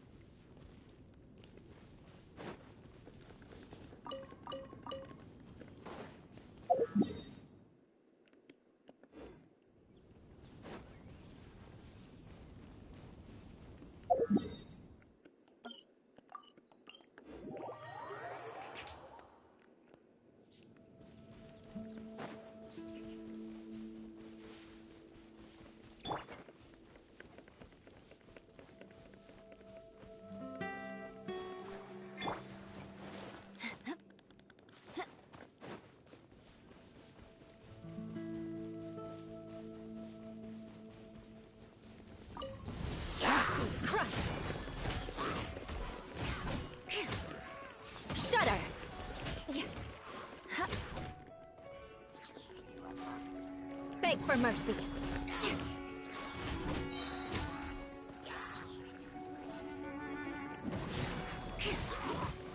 Flood of frost. Eye for an eye. Be amazed. Booba, get them. Crush.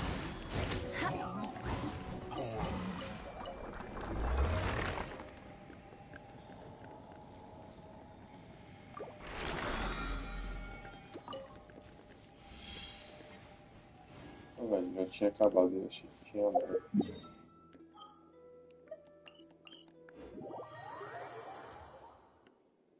Não sei como sair.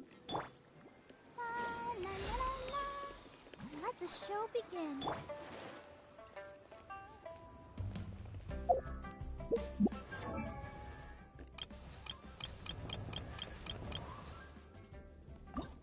I created another universe and founded paradise. For I, Fischl, am the Prinzessin der Verirrt.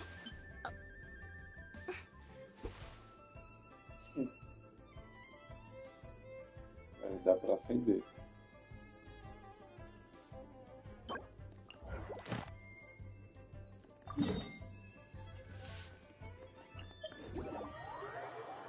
Tá bom.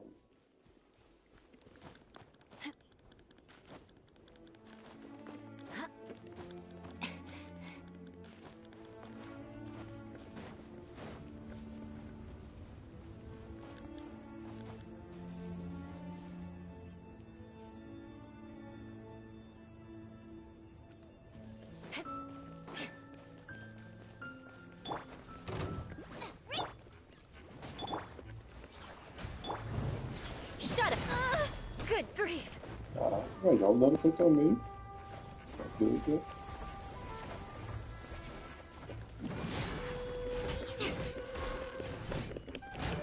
Crush!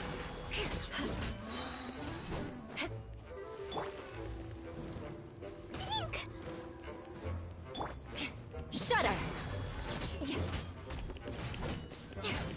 Crush!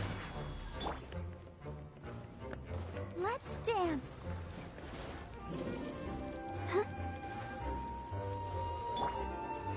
Beg for mercy. Shudder!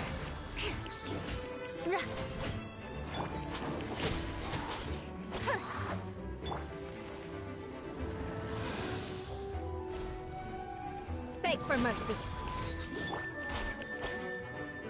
You're toast. Shudder! Crush! Oh. Vengeance will be mine!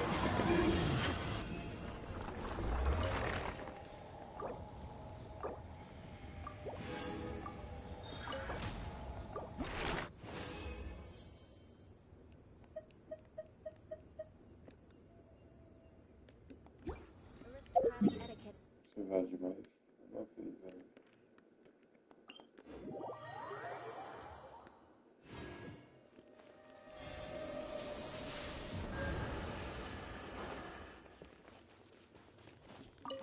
More speed.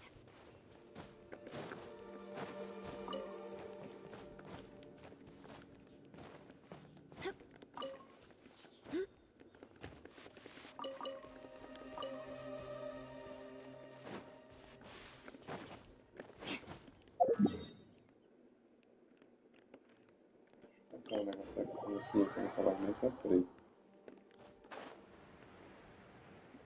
Opa, isso daqui é bom, tô usando.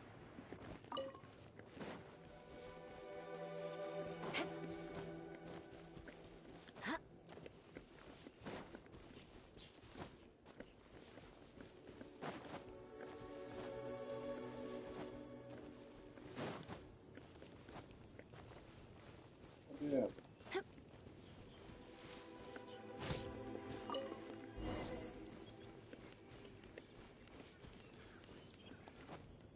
Geralmente ela fica aqui e deixa ela vindo de lá, do nada.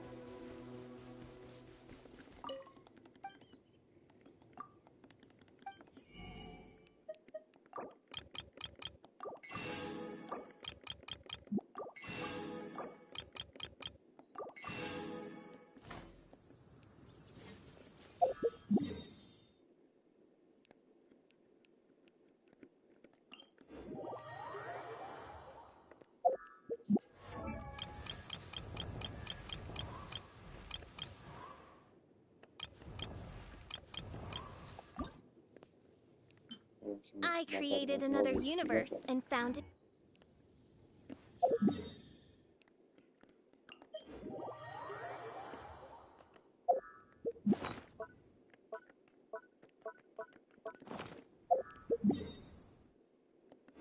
É 40. É o que eu preciso.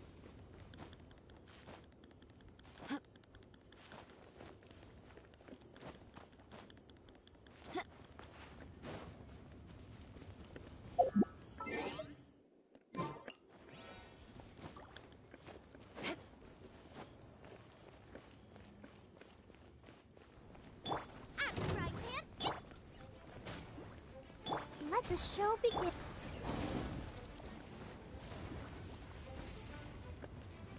Shudder! Beg for mercy. Shudder!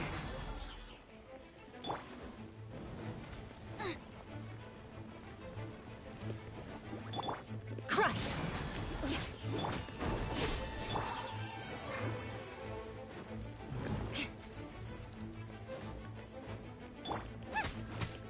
Booba, get them! Beg for mercy.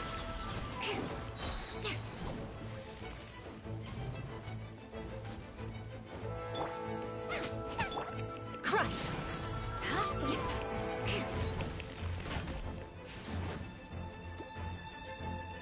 Let's dance.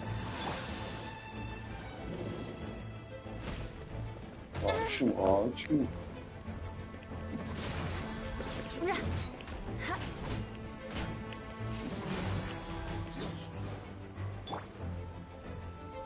Eat this! Beg for mercy. Cue the spotlight! Chip on us! Flood of frost.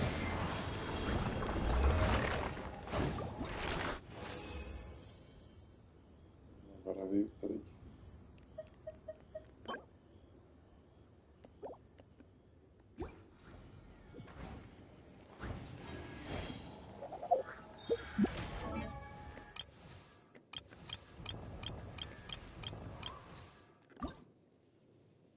I created another universe and founded paradise. For I, Fischl, am the Prinzessin der Verirrt.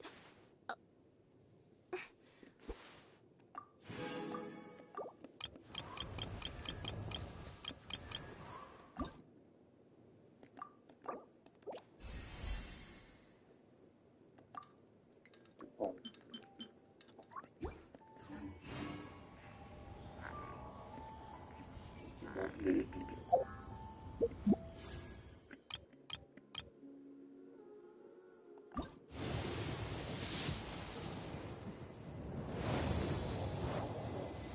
Caraca, eu nunca. Caraca, velho, eu nem tava olhando. Putz, eu não tava vendo o chat, eu tava intertidão, ô Nats. Tu tinha dado uma sumida. Tu tá aí ainda? Te ajudo, velho.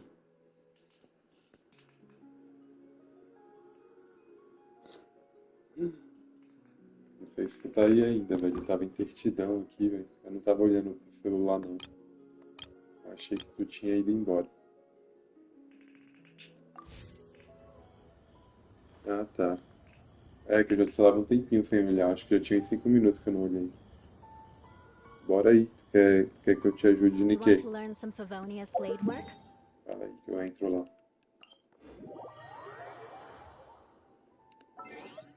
Como é que tá teu nick mesmo? Até esqueci, velho. É o Venk, né? É tu mesmo. Ó, lá a fotinha da Alerquina dele.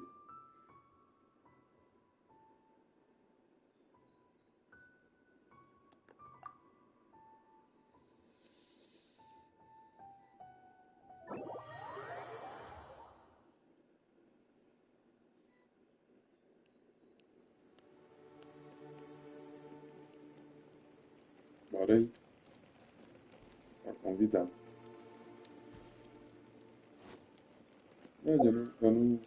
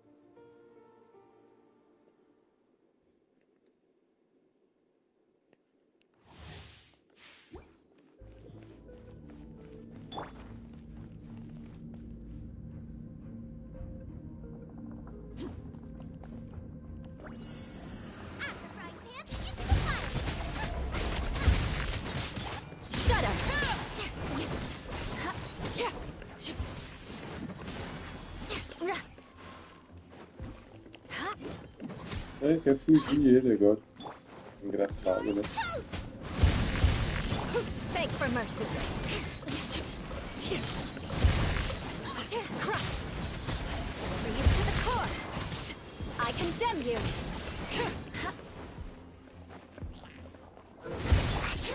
Get them. Let me weave you a breath. Beg for mercy. Overruled.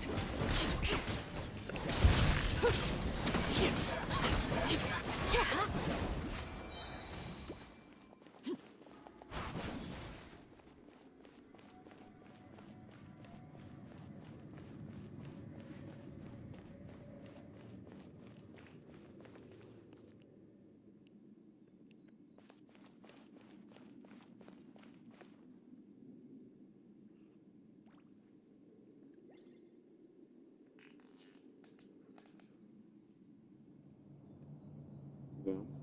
Demorou, te ajudo, velho. Por que que tu não... Por que que tu não foi direto? Não dá pra...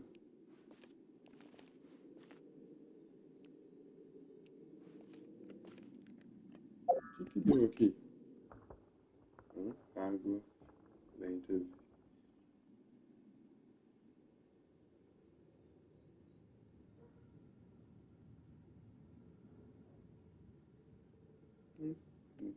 É novo pra mim. Obrigado pela gema.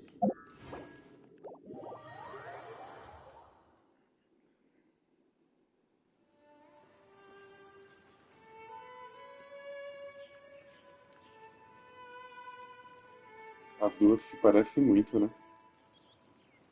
É só trocar a cor do Something you olho. wish to report? Ah, não. Go on. A You have my Arlequina undivided attention. tem as pernas mais finas. Nem se compara com o colchão da...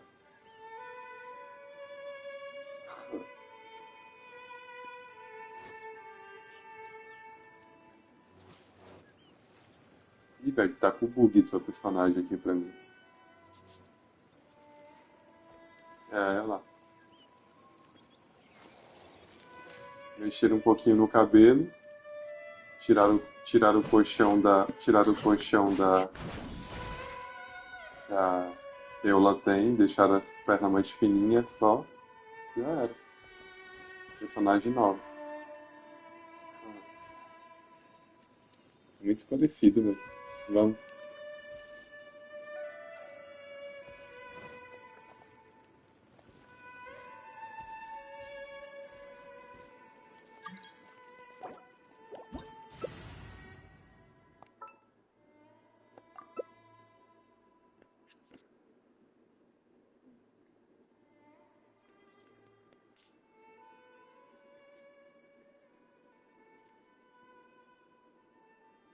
Aristocratic etiquette is all just for show.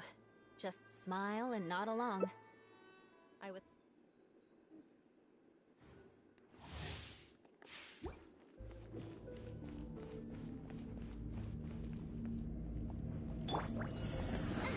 Nice spike. Crush! Blood of frost!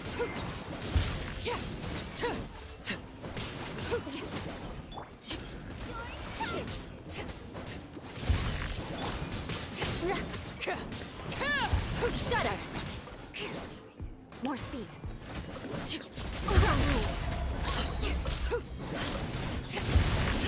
Beg for mercy.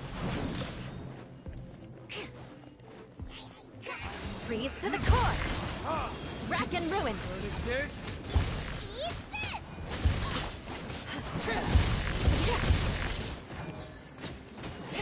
Laid bare. Shudder!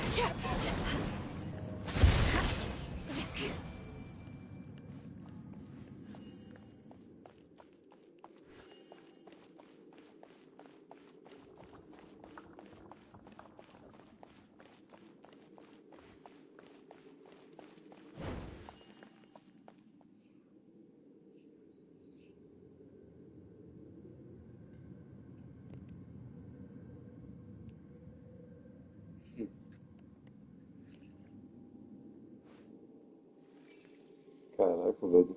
Essa daí deu nada aqui. Eu percebi as duas parecidas.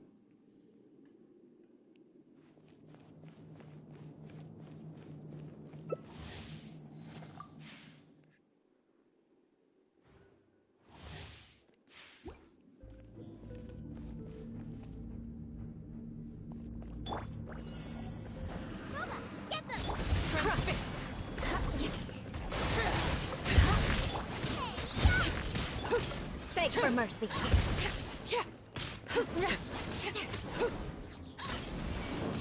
Shudder.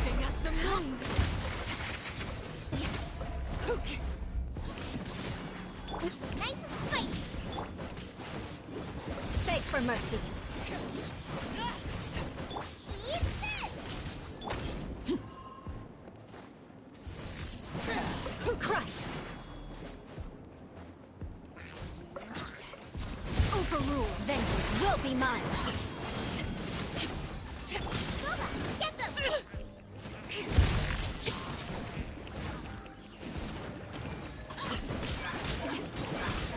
Shudder. Crush.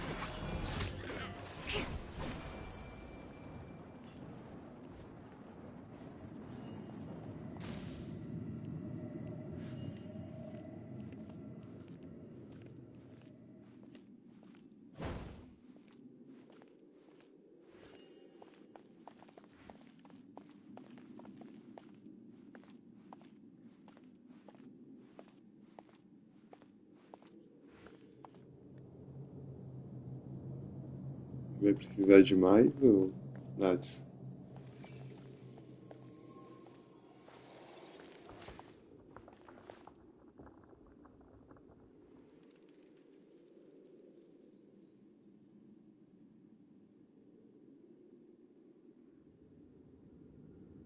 De boa. É nóis. Qualquer coisinha tu me avisa, velho. Eu vou voltar lá porque eu ainda tenho. Vou fazer mais algumas coisas. Por nada, velho. Precisando, nós estamos aí, velho. Só chegar aí na transmissão e pedir ajuda, não tem problema. É rapidinho mesmo.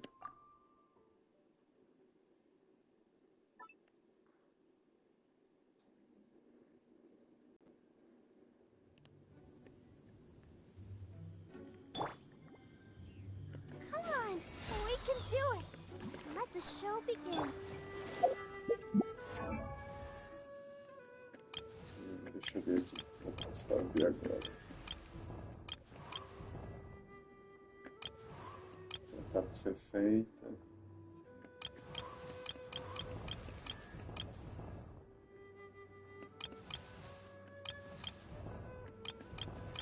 Cadê que eu coloquei com 60 agora?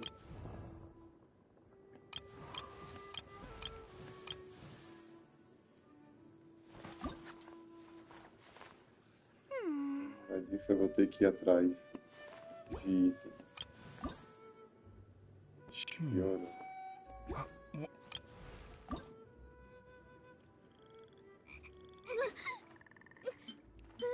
O dela até tenho, mas... Queria aqui matar a boss também.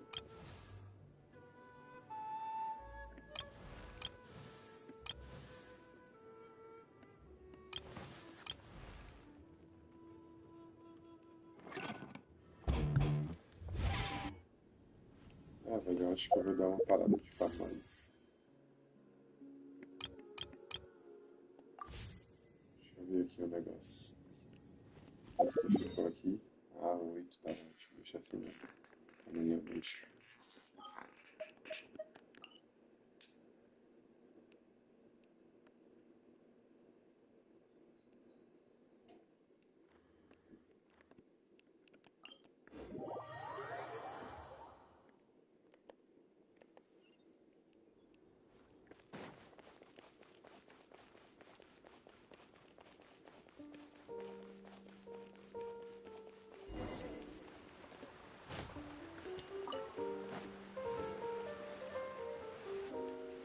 There aren't many people around anymore.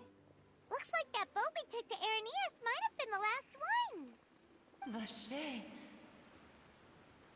Tô guardando aquela Looks like we're pra back quando here eu chegar no again. nível 45. Huh? Traveler? Are you hearing voices again?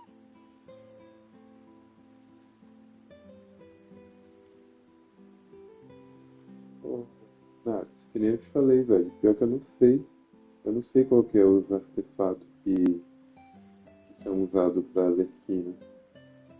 Dá uma pesquisada no YouTube ou na internet pra ver se tem alguém ensinando qual é os melhores.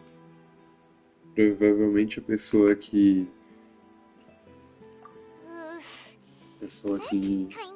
colocar o vídeo. Are you sure we don't want to come back in the morning? É, porque eu não sei, velho. Quem falou pra mim foi o pessoal que aparece aí na transmissão, velho. Qual pegar. Mas eu sei que tem um lugar aqui que dá pra ver, quer ver? O que geralmente a galera usa. Paimon can kinda hear a voice.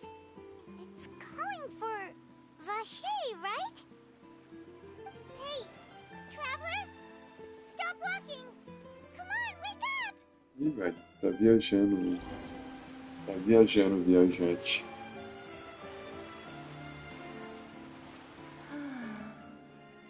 Ixi, velho, o que esse boss tá fazendo aí, sendo que ele é lá do começo?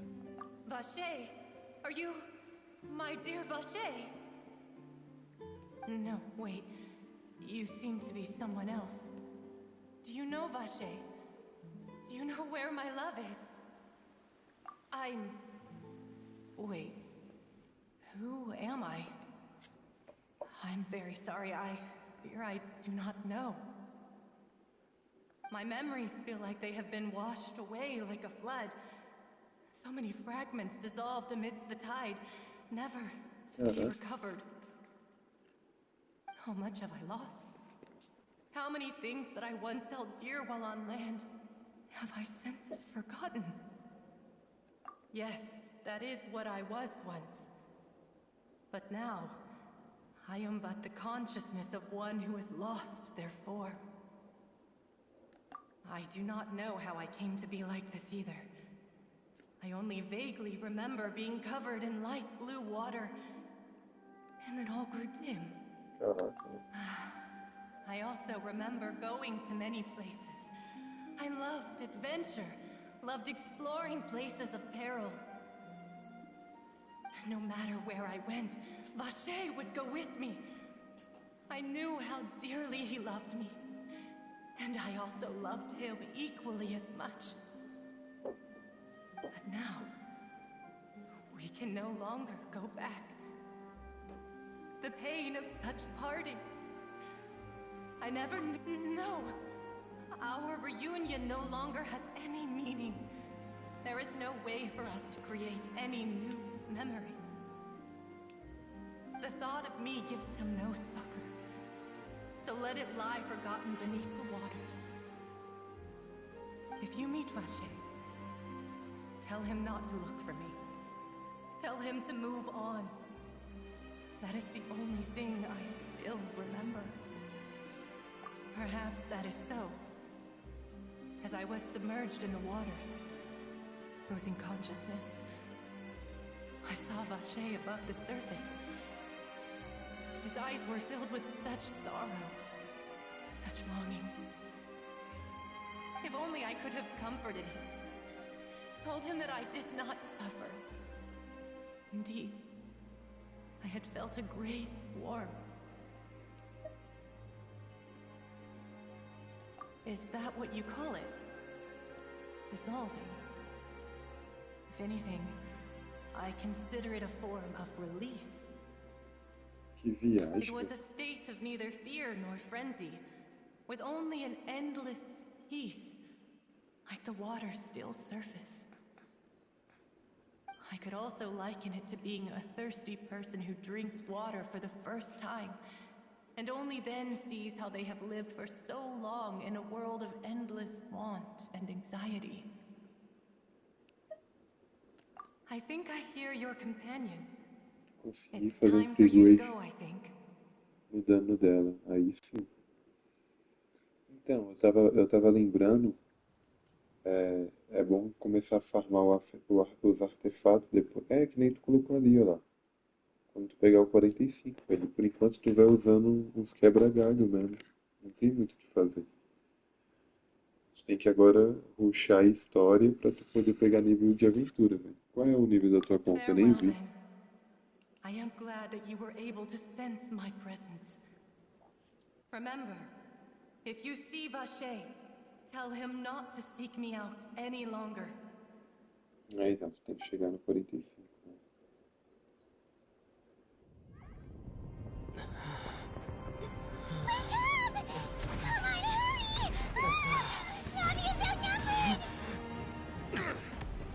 Mas acordei no meio da treta do mal.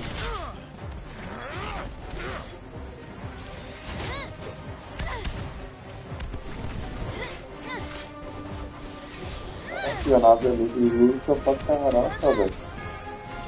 Demoiselle, look out!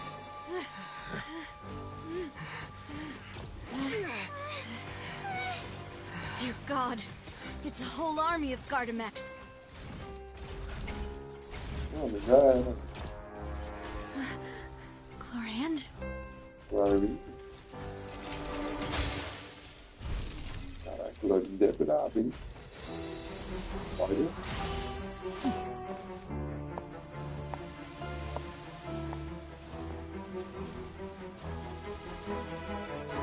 Quick, now's our chance!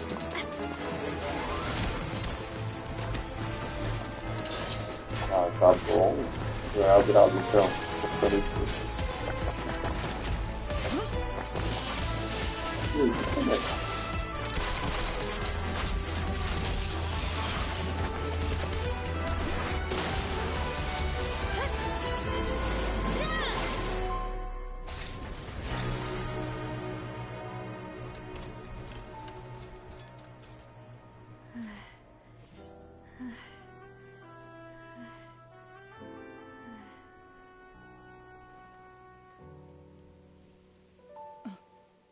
Eita bagaceira, que isso, hein? I should thank you for lending us your sword there, Chlorand. Só But cor before da I hora do so, também. could you explain how you managed to show up here? I followed you. It seemed to me that danger has followed you more closely as of late. I believe that following someone without their knowledge is actually called stalking, is it not? Mr. Callus's last wish was for me to ensure your safety, and I will not betray his trust. He would do the same, were he alive today. Do not speak of my father! Qual que é a treta aí? Sorry, demoiselle. I was not strong enough. Da hora desse segurança dela. Thank you for your aid, Miss Chlorand, but do keep an eye out for your manner of speech. I believe we all wish to avoid unnecessary emotional harm. Sorry, I did not consider your feelings. Whatever. What else do you know? How did you come to the conclusion that I'd be in grave danger? I doubt I know much more than you, but I believe that the mastermind behind the serial disappearances is very powerful. Your performance tonight will almost certainly attract their attention. Huh. I'm sure they've known about me. To be honest, I'm shocked it's taken them this long to act against me. And what about these Gardamex?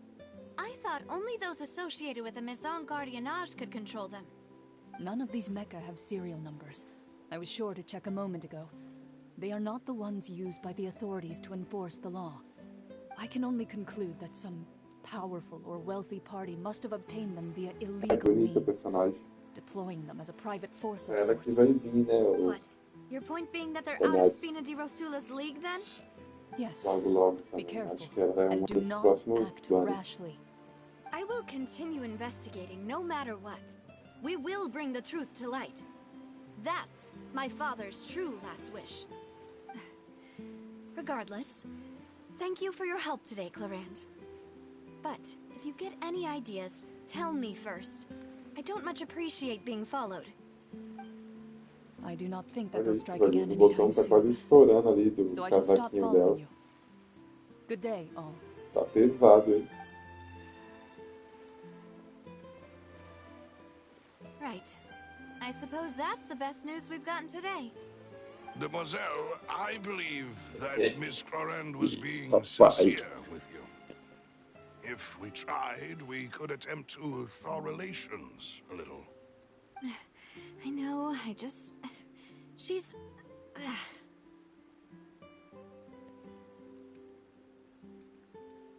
Oh, thank goodness! Paimon thought we were done for! Those Gardamex came out of nowhere while you were unconscious, and Nadia and her gang saved us! Oh, and there was that champion duelist named Chlorine who came out to save us too.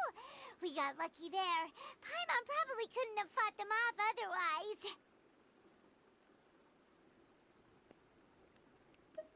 Oh, come now. Forget all that polite talk. That wasn't really a farewell meal we had back there. Not for me, anyway. In truth, I hope that every meal we have together shall be a victory feast. As such, we're still partners. There's no need to thank me.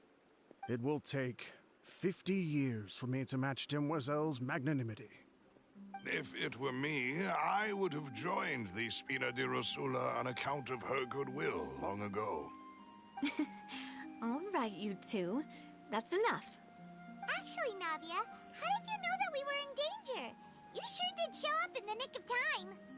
Well, to be honest, you're the one who tipped us off, Paimon. Huh? Really? Paimon contributed somehow? Ooh, Paimon's even more amazing than she thought! Yes, all thanks to you grabbing my drink by mistake. How did that help? After we parted ways, I was on the way back to one of our bases when I suddenly thought of what you said.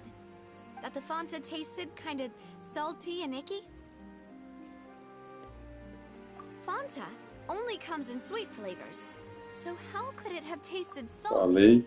O que eu The falei, velho? drink, if I recall, had also been a bit off.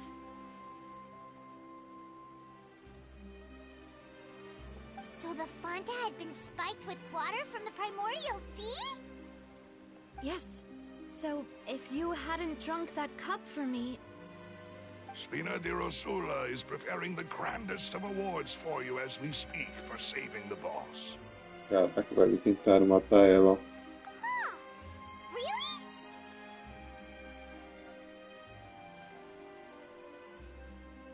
I sent people to Hotel de Boer to investigate, but whoever did this left no trace at all.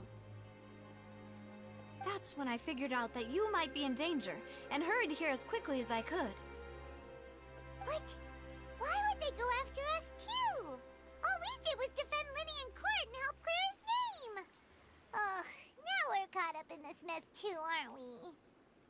Well, you did foil a plan that they were probably pretty proud of, and almost got their name in the process. Speaking of which, did anything strange happen when you drank the primordial seawater? Well, it can't be a coincidence that the traveler fainted just now. He said that he heard that voice calling for Vache again. Oh, and this time Paimon heard it too, but it was real faint. Does this situation have to do with the primordial seawater then? Does that mean the primordial seawater raises someone's sensitivity to hydro when it's used on people who are not from Fontaine? That doesn't sound like too much of a bad thing, to be honest. New intel? While you were out cold? Well, let's hear it, shall we? Oh, that is important.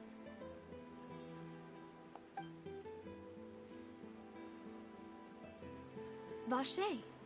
That name doesn't ring a bell. I suppose he hasn't stepped forward as a witness in court lately. Since he saw that young woman dissolve, he was at least at the crime scene. But he never gave testimony or any information regarding people dissolving in the primordial seawater. Could he have been threatened? Yes, thank you. This is very important information indeed. We will continue to investigate. Oh, you mean you'll help us investigate? Tô feliz, ela. Ela gosta de mim.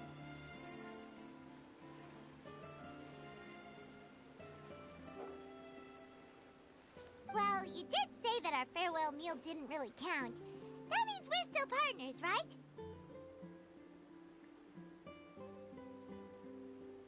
And besides, we're in this now whether we like it or not. You're not gonna let those people who targeted us get off the hook so easily, are you, Traveler?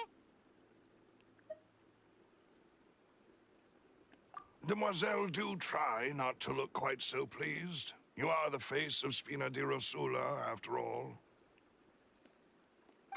You talk too much. Well, in that case, let's head back to one of our bases, shall we? I'll arrange accommodations for you. We also have some plans to go over, and hopefully we can deepen our bonds as partners.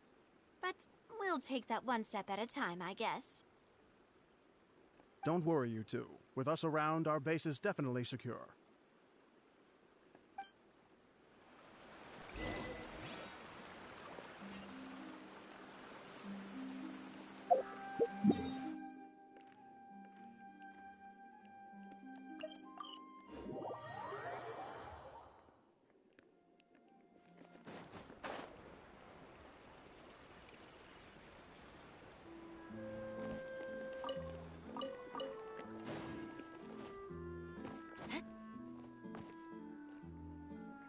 It's right up ahead, but let's make sure we weren't followed first.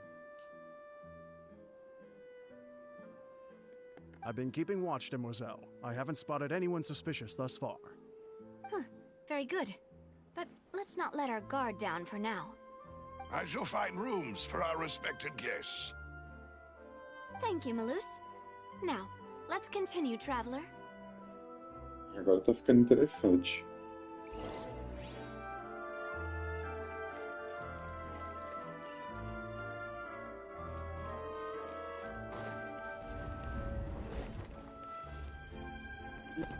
Que viagem é essa, cara? Vamos descer pro porão. Vamos descer pros esgotos de Fontaine, né? Olha isso.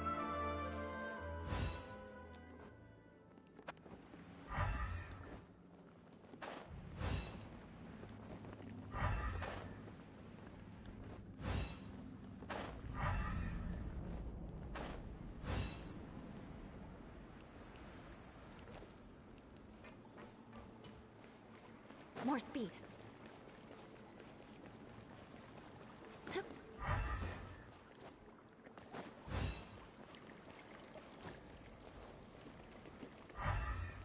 Um gatinho aqui.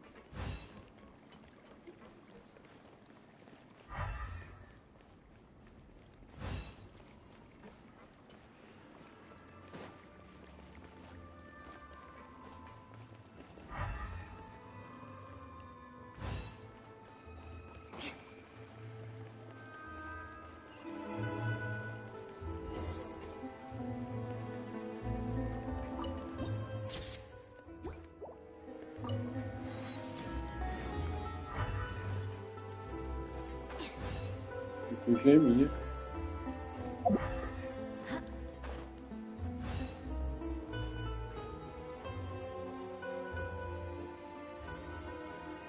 So, this is your base? It's not quite what Paimon imagined. Essa Your Paimon é muito accommodations have been arranged. Under the present circumstances, I can confidently say it's the best we have.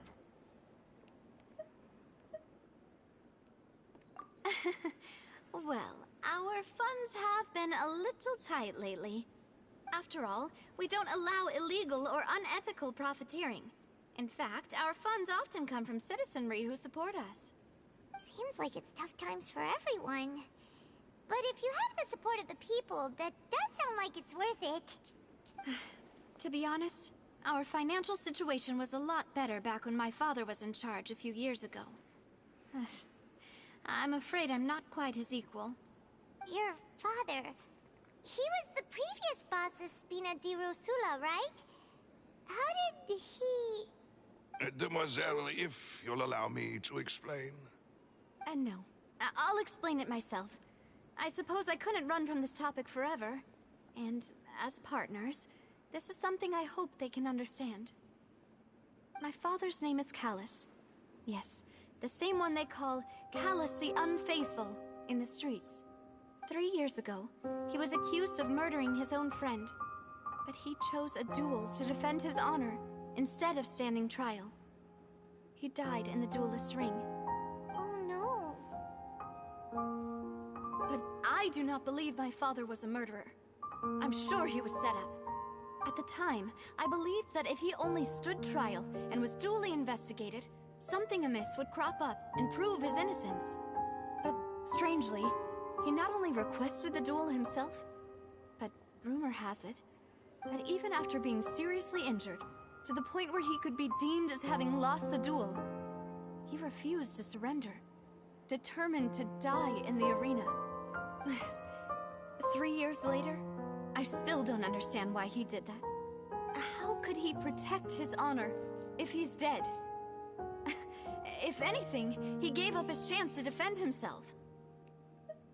The closest piece of info I have is that my father had been investigating the serial disappearances case at the time of his death.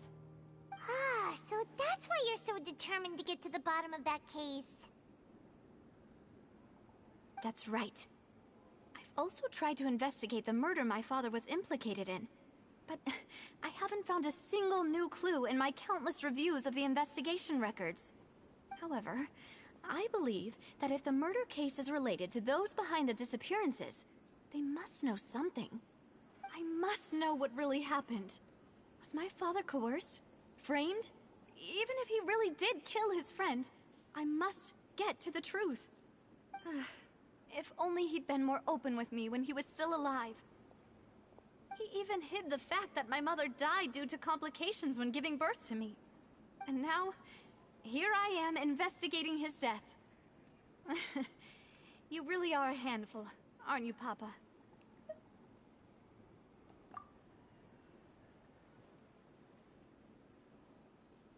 Demoiselle, please, if there is anything I can do, anything at all.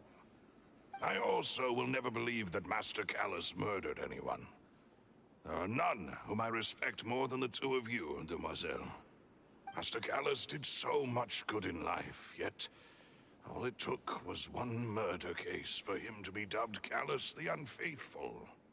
Even our supporters decreased greatly due to that incident, hence our strained finances at present.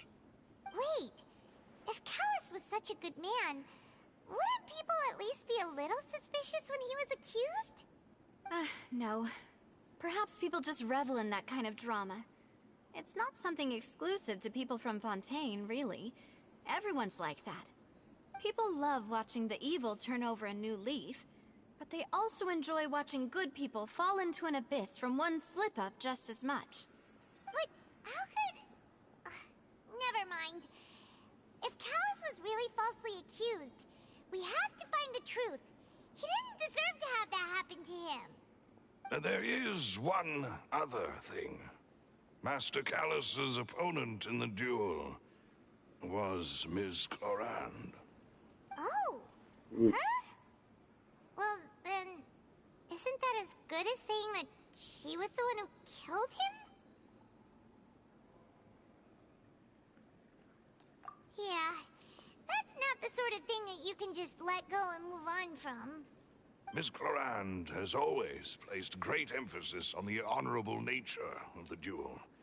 If her opponent doesn't yield, she will not stop either.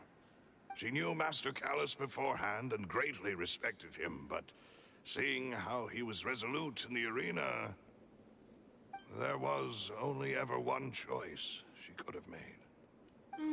It's not that I don't understand her at all, but I just can't deal with this yet. Don't worry, Navia. Paimon knows how you feel. You don't have to force yourself to do that. Afterward, Ms. Clorand told us that at the start of the duel, Master Callus requested that she ensure Demoiselle Navia's safety.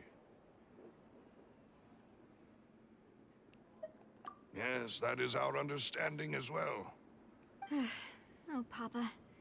What madness drove you to ask the person who killed you to take care of me? All right. Anyway, that's the information I wanted to share with you. Even if it did sound like I was just complaining towards the end. Ixi, velho. Que viagem é essa, velho? Certinho, 3 horas da manhã. Será que a operadora tua de internet não faz alguma modificação no servidor esse horário? Geralmente que é o horário que tem menos pessoas. Eles mexem em alguma coisa. Thanks. You two should go and rest. This was quite a day after all. Yeah, Paimon's feet. Please, relax and get some sleep. We will ensure you rest soundly.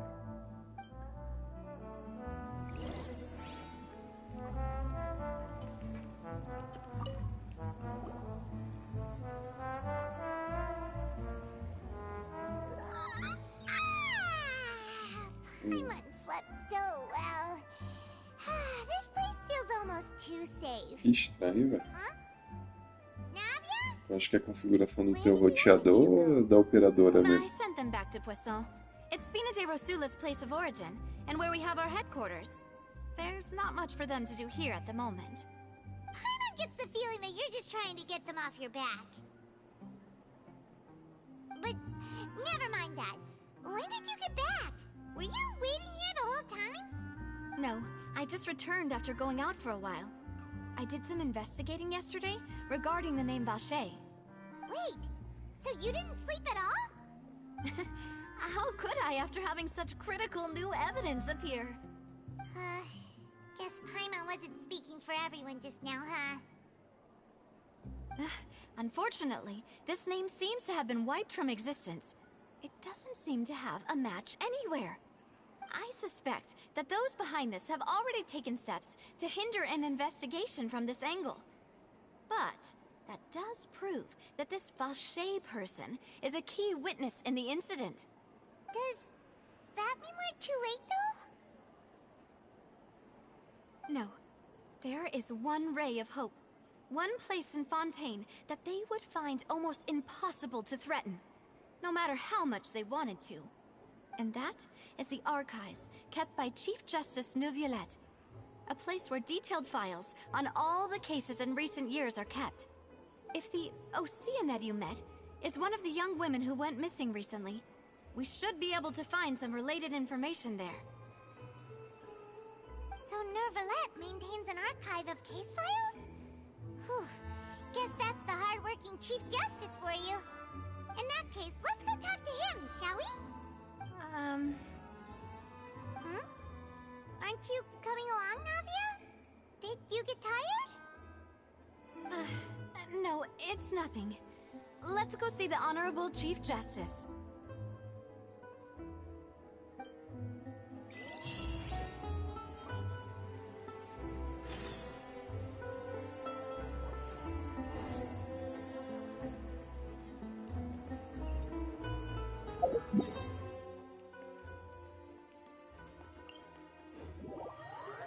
The Palais is right up ahead. Come on.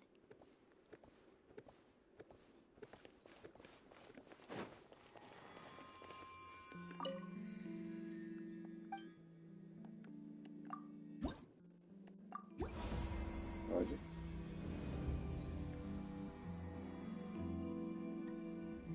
O que eu ganhei?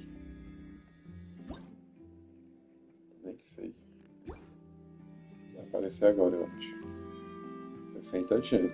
Muito obrigado. Uma chave. Cedo.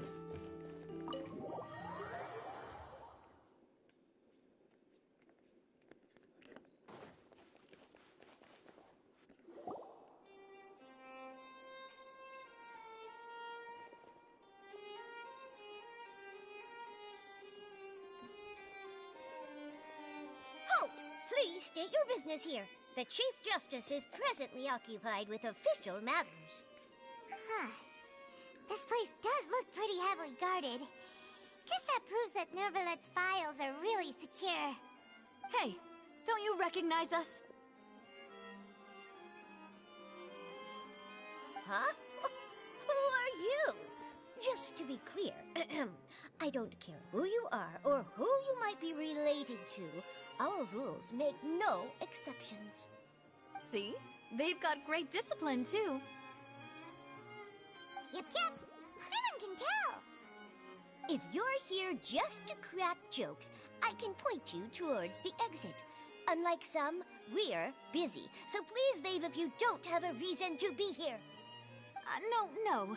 What I meant to say is, shouldn't you remember us from a few days ago? We were at the trial of the great magician Linny. Oh, yes, I remember. I read about it in the Steambird. You must be Linny's attorneys. It's all coming back to me now. We're here today to report and archive some information on a follow-up case. Huh. Is that even a thing? Of course. Don't worry. We're here on official business. You can trust us. All right then, I'll let you through. The Chief Justice is just inside. Ah, thanks so much.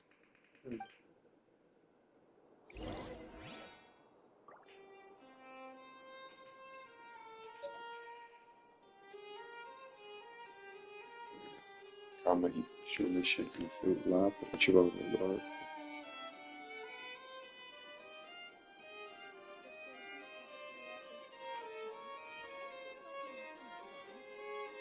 Isso. Assim dá.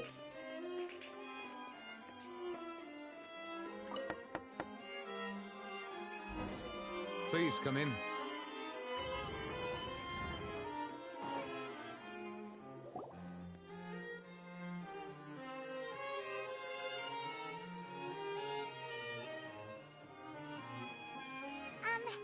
Sorry to barge in, Monsieur Nervalet.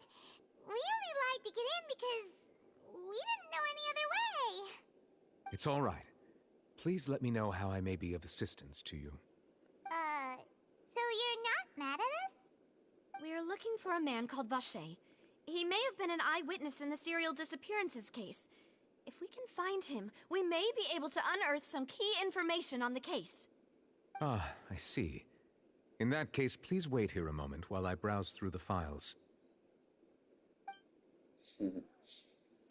Esse Neuvilete tem como, velho. Tem uns traços muito femininos. To talk to.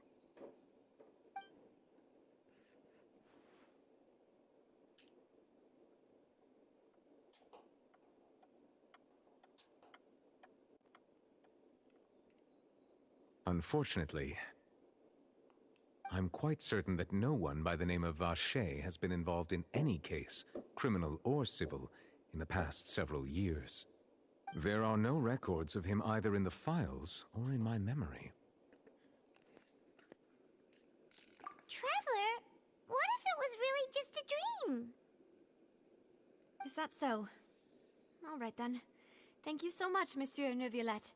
We'll take our leave now.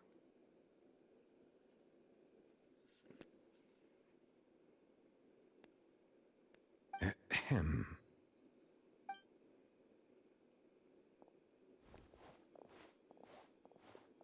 Miss Navia, I can understand how you feel. Your father, Callus, was a truly exceptional man. We deeply regret his passing.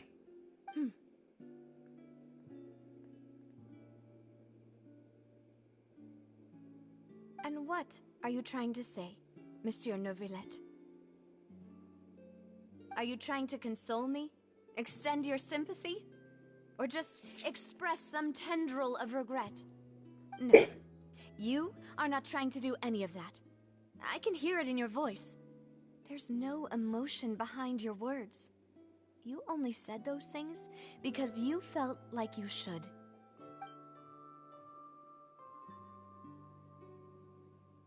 It's just like last time. After my father took his place in the duelist ring, I pushed through the guards to talk to you as a last resort.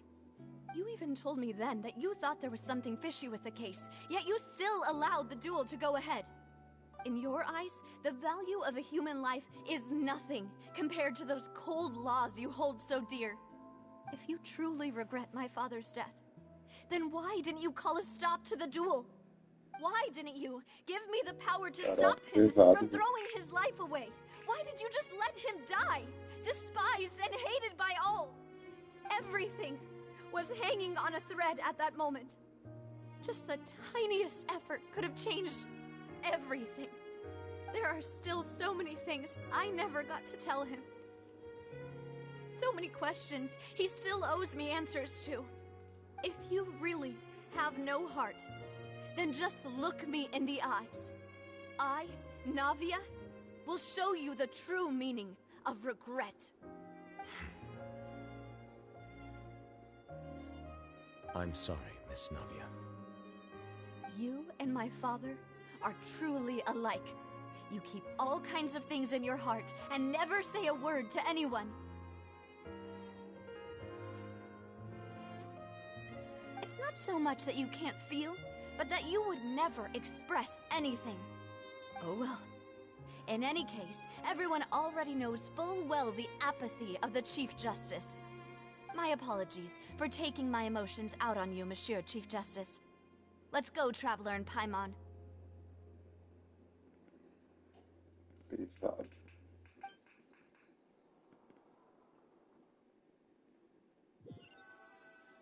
Essa parte está muito melhor do que aquela chata da Fúria.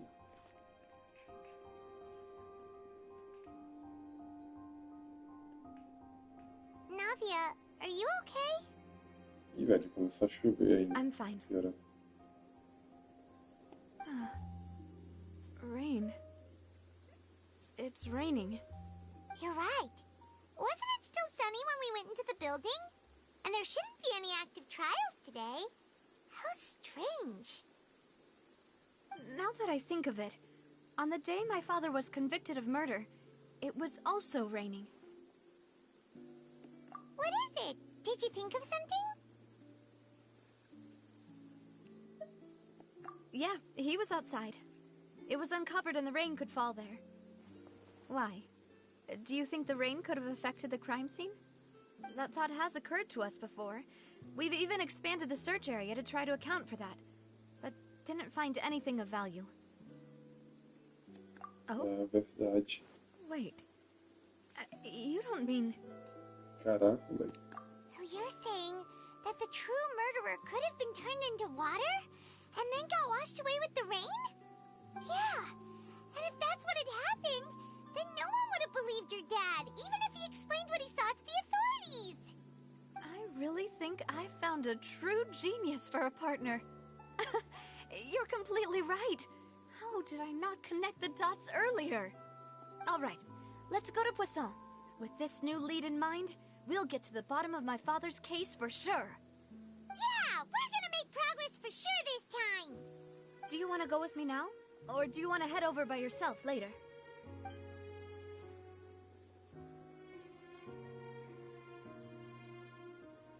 Great. Let's go then. Claro que eu quero ir junto com ela. Pergunta, velho. Eu acho que eu ia querer ir sozinho, em vez de ir com ela.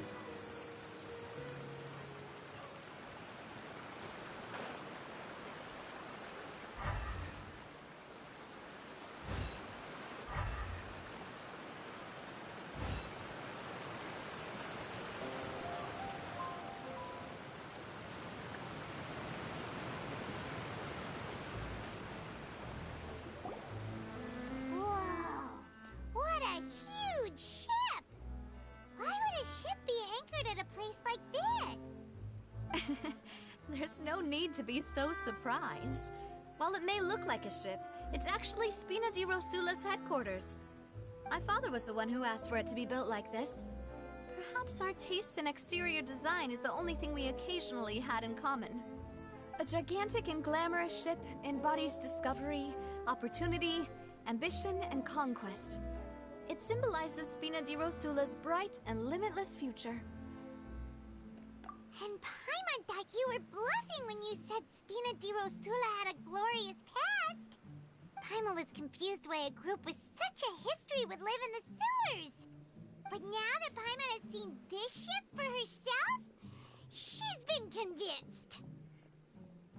Well, Poisson is where Spina di Rosula began, after all. It's our main base, our home.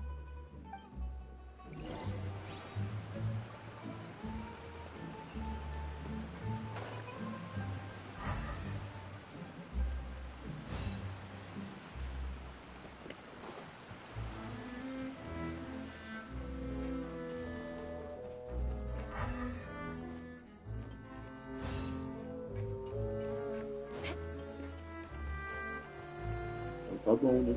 Vamos lá. More speed.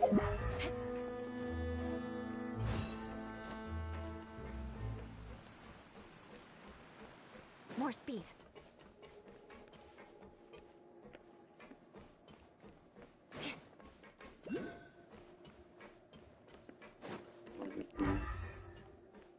hidroculos aqui, ó. Onde que ele tá, não sei. Mas eu vejo. Ele tá pra cá. Ele tá aqui em cima, velho. Eu tô até ouvindo o barulho dele.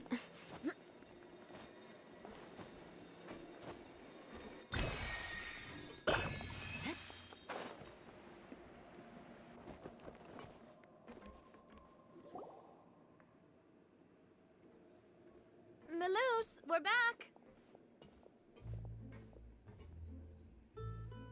Apologies for the wait, demoiselle, and our most important partners. You said before that you still had some business at the court. What brings you back to Poisson so quickly? About that. It's because my partner here reminded me of something really important. You see, what if my father's case had something to do with water from the primordial sea? You still remember, right, Melus? On that night, it was raining? Yes, the case was quite similar to that of Mr. Linney's. Both were what you'd call impossible murders. Could you tell us a bit more about what happened before? Yeah, of course. Many years ago, something called synth began to gain popularity in Poisson. At a glance, it was a kind of drink that could excite your mood and produce many pleasant hallucinations. Wait! Didn't that guard guy who turned into water also mention that the primordial water could be used to produce some kind of potion? Yes, he did. Os famosos Considering what we know now, narcóticos do it's nosso. almost certain that synth is created using water from the primordial sea. If you drink synth for an extended amount of time, you'll suffer many side effects, such as losing the ability to focus or control your emotions. And if you were to stop drinking it completely, you'll experience flashes of paranoia and anxiety while lacking energy to do anything. It's an extremely dangerous substance. As he oversaw Poisson, my father was compelled to put a stop to synth abuse and called for a complete ban of it. Boss's uncompromising attitude incurred the synth vendor's wrath, but no matter how much they threatened or bribed him, he refused to yield. Not only that, Boss became determined to find the mastermind behind the synth operation and put an end to the problem once and for all. Yes, Então foi isso. but the enemy was very cunning. So he could never get anything out of the dealers, all of whom only sold the stuff and weren't privy to the rest of the operation. Recognizing that, my father decided to contact the dealers in secret and cultivate personal relationships with them. Finally, he was able to convince someone to become his informant. The man's name was Jacques. He felt greatly ashamed about his work after seeing many families destroyed by synth abuse. That night, my father hosted a banquet at his countryside estate. He planned to meet up and exchange information with Jacques over some food. But then, we heard 2 gunshots from the courtyard. We raced to the scene and found my father, still holding a gun, and Jacques, who was already dead on the ground. Huh? How did that happen? Aren't they on the same side? Sounds just like Lenny's case, doesn't it? In both cases, the culprit seemed obvious, but neither appeared to have any motive at all. Looking back on it, though, I now believe the most important clue was something we all overlooked at the time. There were pieces of clothing left at the scene.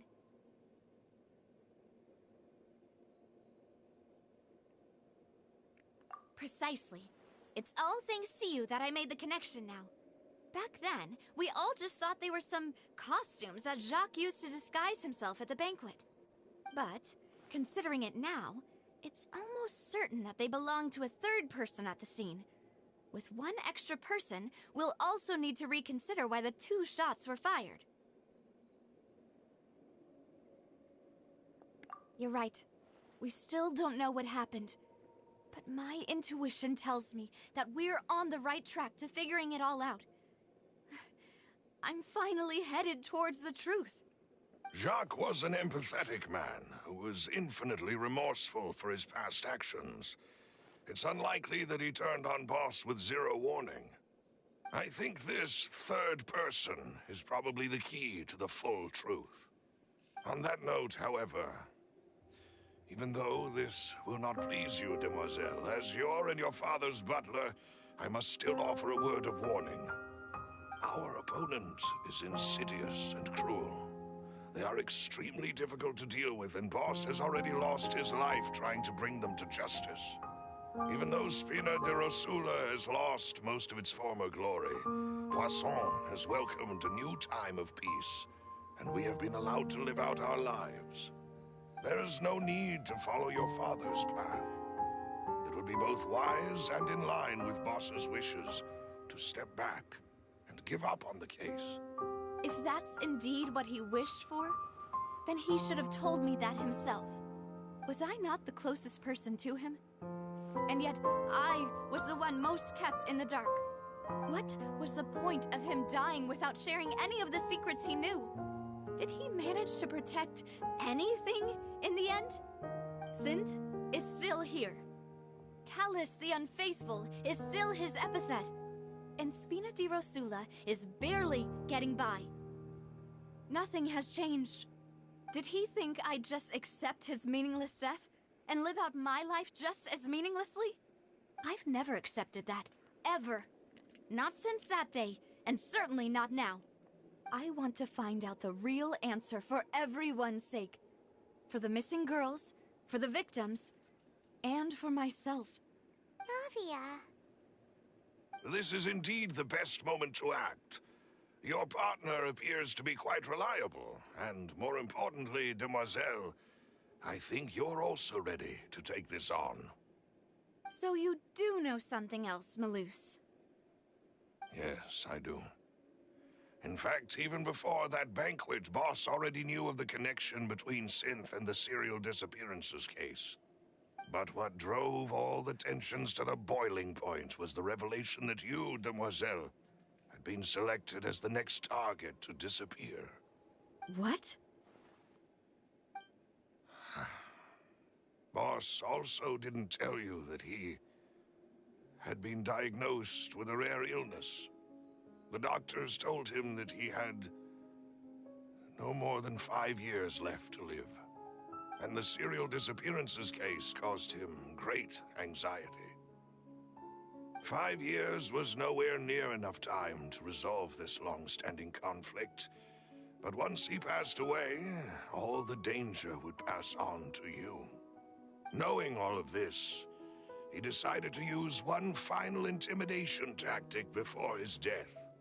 He claimed to have already gotten his hands on some key incriminating evidence for the other side, and even told some members of Spina de Rosula about the details.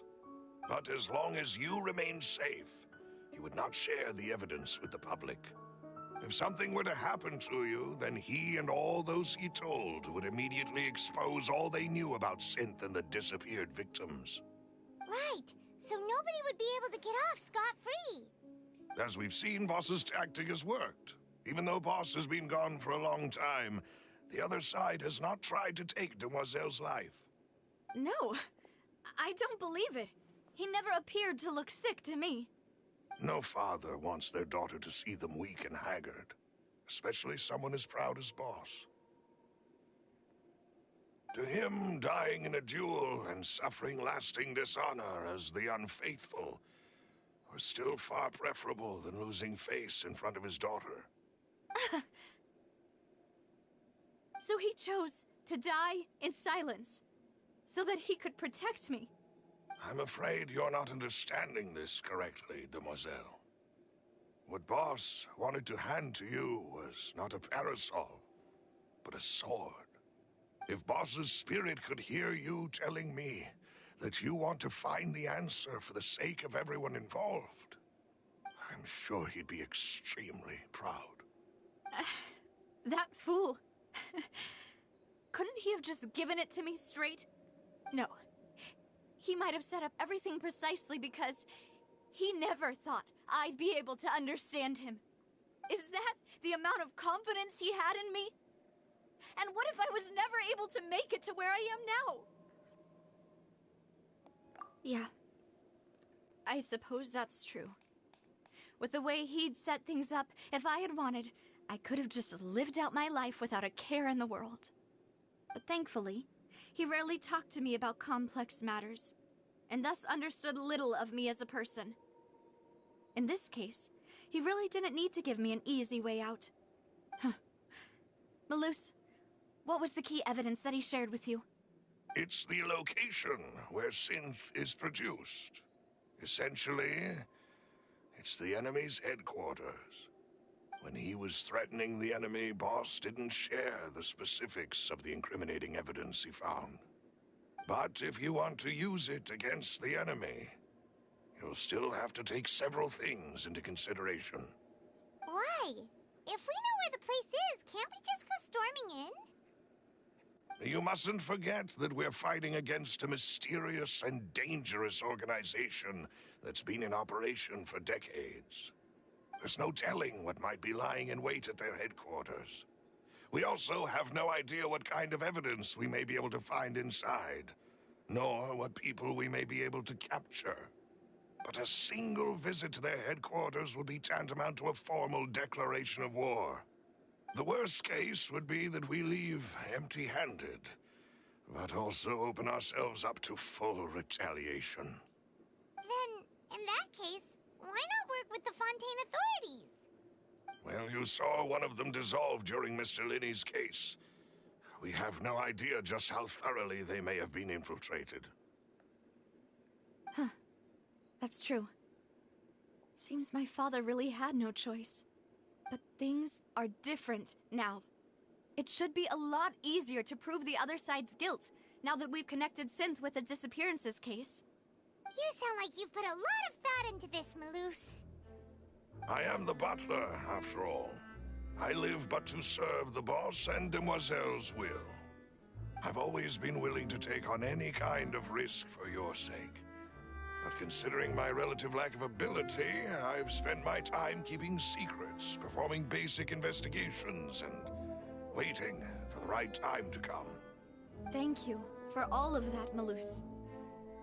Have you discovered anything new in the past few years? Let me think.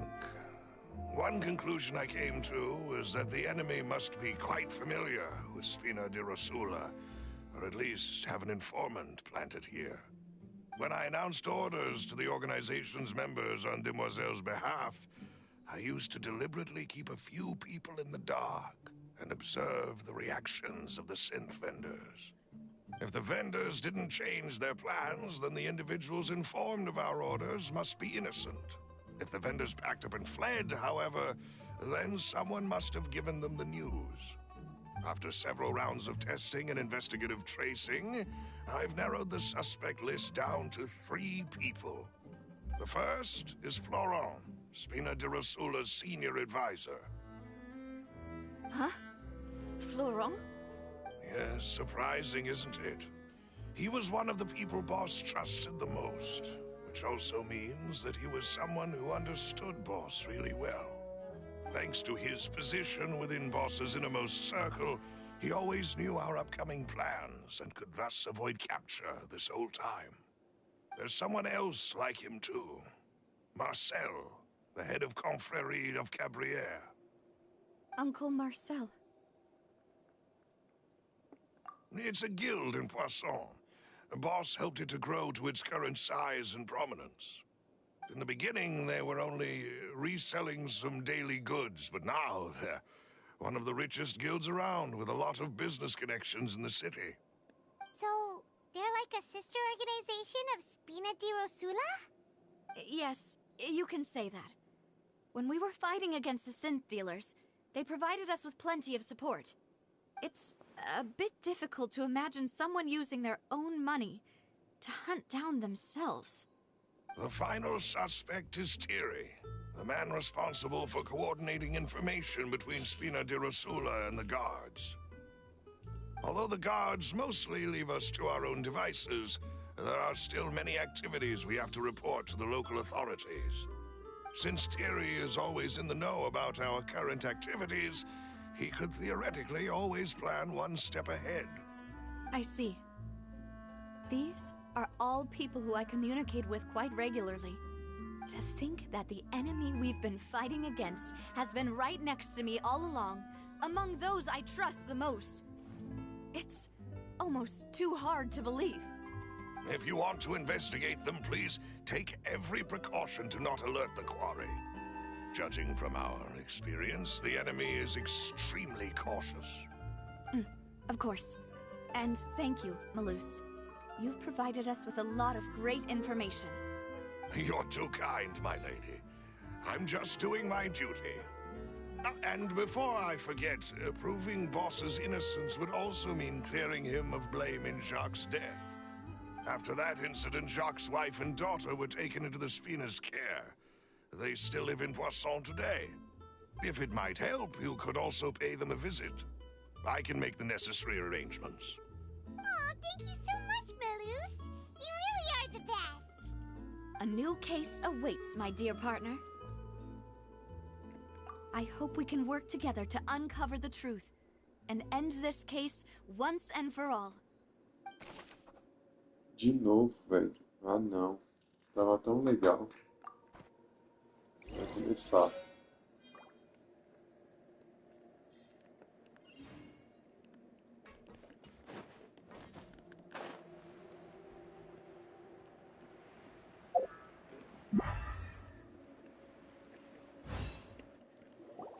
It is settled, then. Please excuse me, and enjoy your conversation at your leisure. Thank you for arranging everything for us, Malus. Excuse me, miss. Do you need anything from us? Oh. Hey, Navia's all quiet. This isn't like her at all.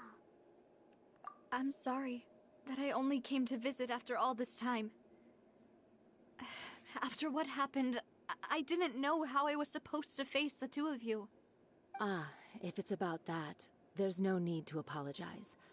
After my husband died, Spina di Rosula sent us a lot of mora and support. I understood your guilt and apology to be genuine. But aren't all of those things nothing compared to the loss of Jacques? I can understand the kind of pain that comes with losing a father so needlessly. You don't understand at all. I didn't know how to face you, because I didn't know what I could possibly bring as a consolation gift. I know only the full truth could bring closure to you, and to all of us. I'm sorry. I appreciate the sentiment, but you don't have to carry all that guilt. On the matter regarding my husband, my daughter and I have more or less found our answer already. Would you mind sharing it with me? I really can't believe that my father could ever bring himself to shoot Jacques. I always knew that my husband's money was earned through others' suffering. He told me countless times that if he could turn back the clock, he would never go into the synth business again. He had many regrets, and felt that he took the idea of providing for his family too literally. For the longest time, he thought Mora was everything. So when Mr. Callis came to him with a proposal, he accepted it almost immediately. He tried to be as careful as he could, but even so, he was still found out by the higher-ups. They found out about his betrayal?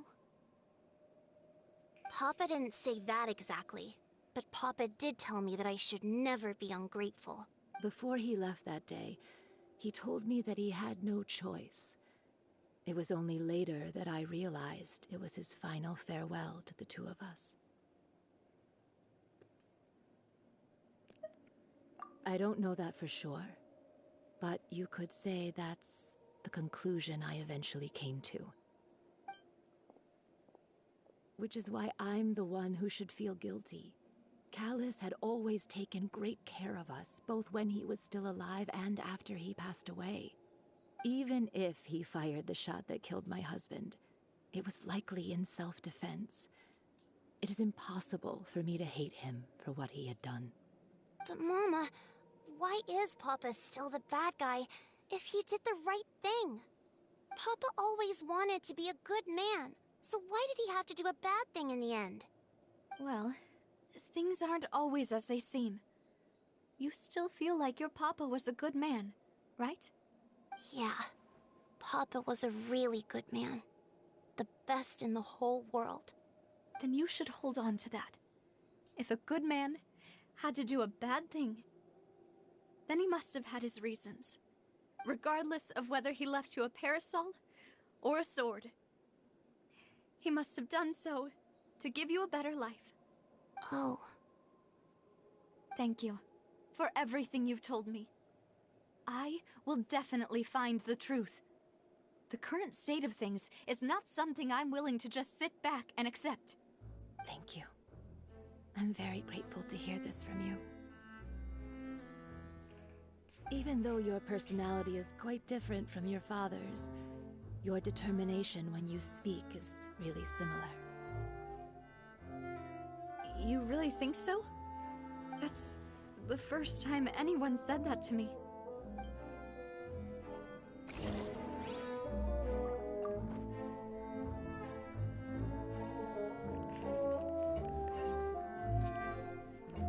Are you okay, Navia? I'm fine. Don't worry. Let's investigate the 3 suspects next. Florence should be nearby, and we should be able to find Thierry and Uncle Marcel in the city. I'll get myself together on the way, so please don't worry. Greetings, boss. How may I be of assistance today? I'm sure you've heard about what happened at the Opera House. Someone got turned into water right in front of us. Yeah, I've heard. With something that dramatic, I'm sure journalists will milk it for all it's worth. And it'll be all the talk for the next several weeks. It also reminded me, on the day that the incident happened with my father, it was raining outside, and we found some clothes left at the scene. After my partner here put the dots together for me, I feel like we should try to reopen his case. Can you do me a favor and try to recall what happened that night? Let me think. Mr. Callis was feeling pretty upbeat that day. So he was drinking and bantering away with us at the table. After that, he told us that he wanted to go get some fresh air. So we let him go without thinking much of it. Who knew that we would hear 2 gunshots ring out right after? My first reaction was that Mr. Callis's life was in danger. So I grabbed my holster and made a mad dash toward the scene. But when I got there, it was already too late. Mr. Callis was standing over a dead body with a gun in his hands. All we could do was look back and forth at each other, not knowing what to say. So you also remember 2 gunshots then? Indeed. The guard said that the first shot didn't hit anyone, while the second killed Jacques. But I've never really bought that explanation. Reason being, Mr. Callis had left his gun on the table. I even made sure to confirm that before running to the scene. But according to the guards, that doesn't mean he couldn't have had other guns on his person. About the clothes left at the scene that you mentioned, do you think there was a 3rd person there who was turned into water? At least from our perspective, my father had no reason to kill, so he would also have no reason to bring an extra gun with him. The gun he was holding probably belonged to Jacques, or a 3rd person on the scene. Yeah, that makes a lot of sense. So you're saying Mr. Callis ended up with the gun because he seized it from one of the other guys? But hold on. If that's what had happened, then why didn't he share the truth with any of us? He didn't even want to face the Oratrice machine, and chose instead to prove his honor in a duel. Did he lose all faith in the courts after seeing someone dissolve right in front of his eyes? About that, Malus told me a thing or two. So, I think I can understand why he committed to the duel. I'll tell you everything once the whole truth has been revealed. I understand. Then, I'll leave Mr. Callis's honor in your hands, boss. And if I may just say one more thing. The whole Callis the Unfaithful epithet has been a thorn in my side since the day it was invented. Many people have laughed at me for still calling him Mr. Callus, even after so many years have passed. But it was Mr. Callus's trust that allowed me to rise through the ranks of Spina di Rosula and live the life I lead today. No matter what others might say, Já é he'll 3 da always manhã, be the velho. man I respect the most. Vou desligar tudo e And vamos he'll dormir, always mano. be my boss. Don't worry. I will definitely find the truth. You and all our other comrades at the Spina deserve to know the truth as well. Aí tá ficando forte, hein? Olha que nem tá com os artefatos dela ainda.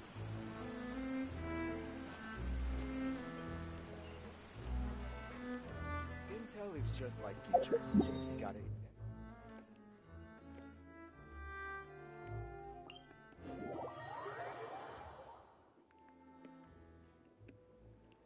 O cara já tá bem aqui, velho. Deixa eu ir no banheiro antes de mais nada.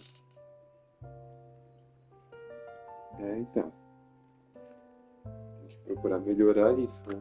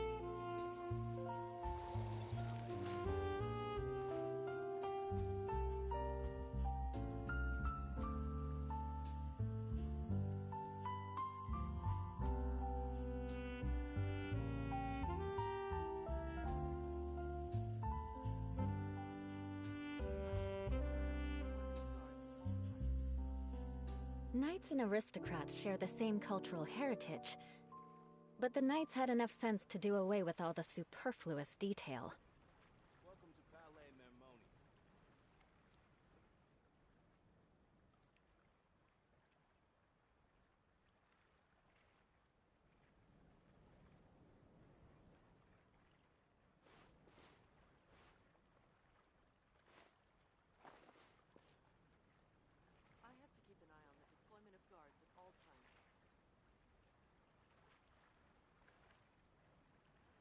Welcome to Palais Mermoni.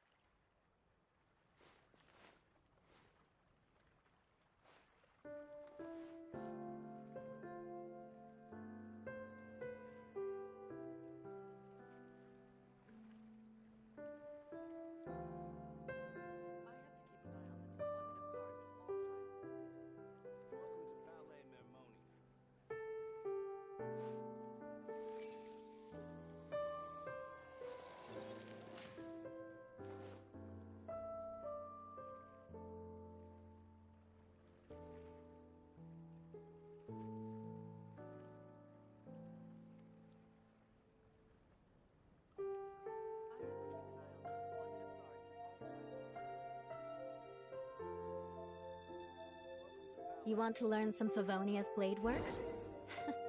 Alright then, I'll teach you. Oh yes, I'll teach you alright. Mark my words. Que? Sem nenhum talento, mano. Onde é o Instituto de Pesquisa de Fontaine? Ah, de Fontaine é aqui onde que eu tô, velho. Mas esse instituto de pesquisa eu não sei onde que é, não. Deve ser alguma parte aqui, né? Deixa eu ver se tem aqui no mapa. Aqui, ó.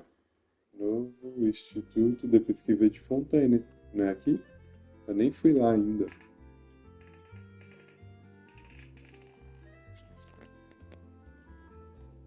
Deve ser esse local aqui, ó. Viu aí? Vai a coisinha da pause na transmissão que tu vê depois onde que fica. Hey, Thierry, it's me. Oh, now, what brings you here, Miss Navia? I've heard that you made quite the name for yourself at the Opera House.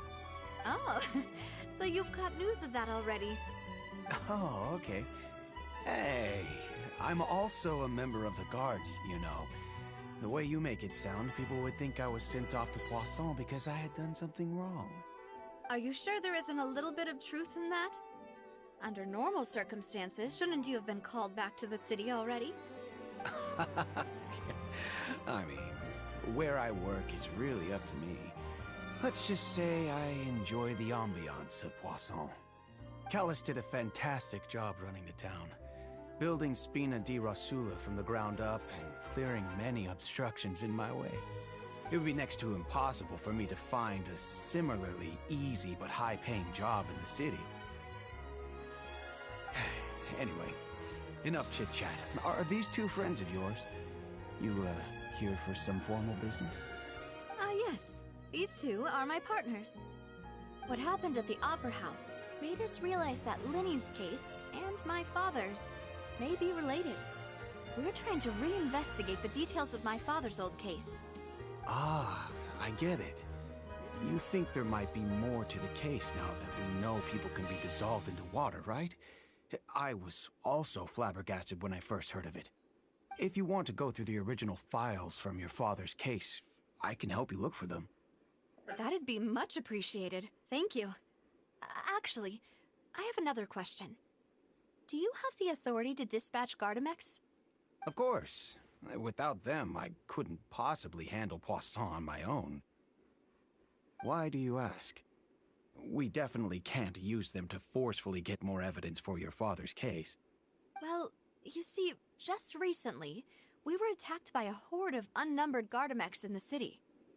So, if you hypothetically wanted to do something against me, all you would need to do is get rid of the mecha serial numbers and send them after me.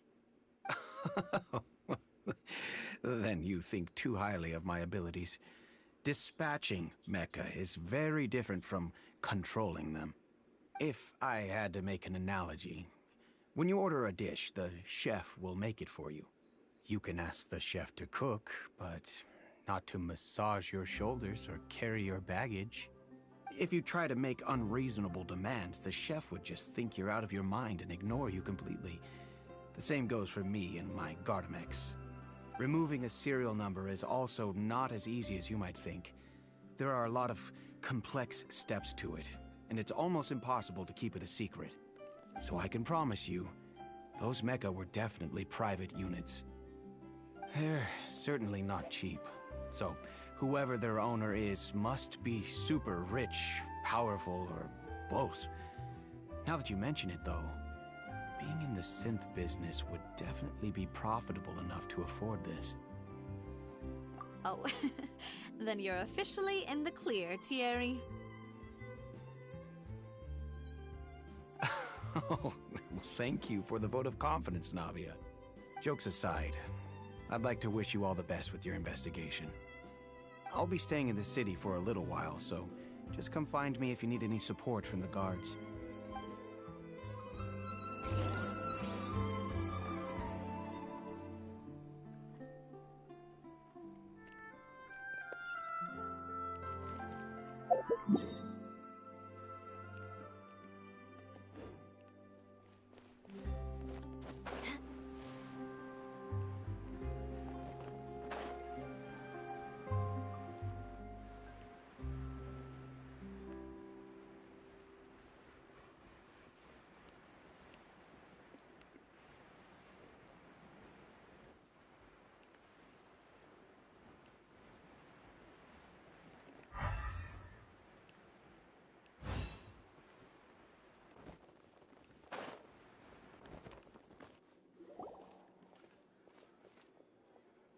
Hello.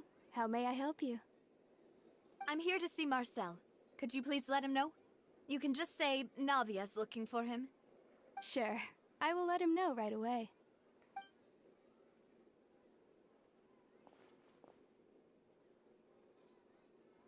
Navia, hello. Sorry to keep you waiting. I'm not as young as I used to be, so my legs are giving out a bit. Oh, it's all right, Uncle Marcel. There's no need to stress. I just wanted to talk to you briefly about what happened in the Opera House. I'm sure you saw everything too, right?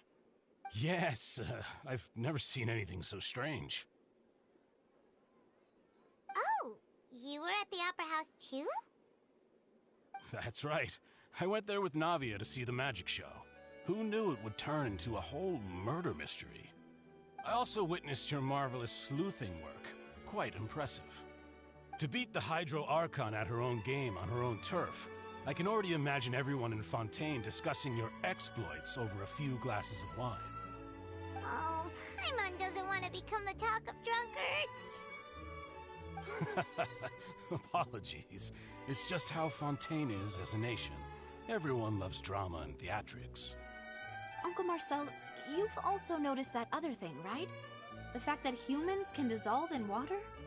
Yes, I was reminded of your father's case right away. Is that what you're investigating now? Exactly. I still don't have much solid proof, but I can sense that the other side has already begun to act. Oh, and what makes you say that? We were attacked on Araneus by some unnumbered Gardamex. And there was also an attempt to get me to drink water from the primordial sea. If not for the vigilance of my partner, I probably wouldn't even be here talking to you right now. Oh, you're giving us too much credit. Wasn't it you who protected us? Alas, it seems things are heating up again. The peace that Callus sought so dearly will soon become a thing of the past. But rest assured, Navia, Poisson will always remain safe haven for you. If you're scared, you can always return there. If anyone dares to lay their hands on you there, the Confrérie of Cabrières will use its funds to the last Mora to bring them to justice.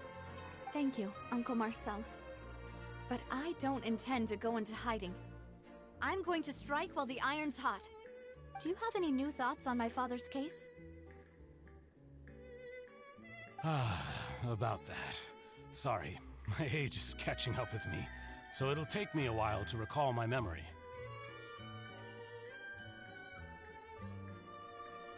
The Confrérie was responsible for that banquet, so I was out and about the whole time making sure things were running smoothly. I didn't even have the time to drink with the guests. Then I heard the sound of a gunshot, and the rest was history. Oh, it's okay. No need to push yourself. We'll ask around some more, see if there are any valuable clues elsewhere. Sounds good. Just let me know if you ever need Mora. All my wealth comes from Callus's patronage and support. I'll spend however much it takes to clear his name.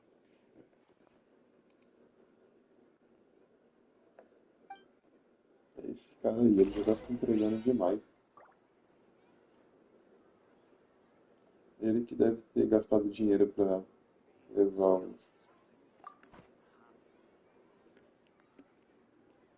aquela montoeira de robô, velho.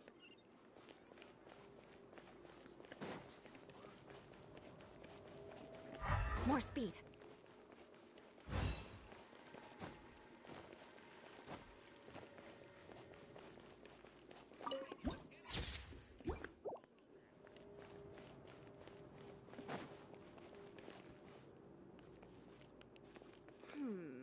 Do we have anyone doing maintenance on this?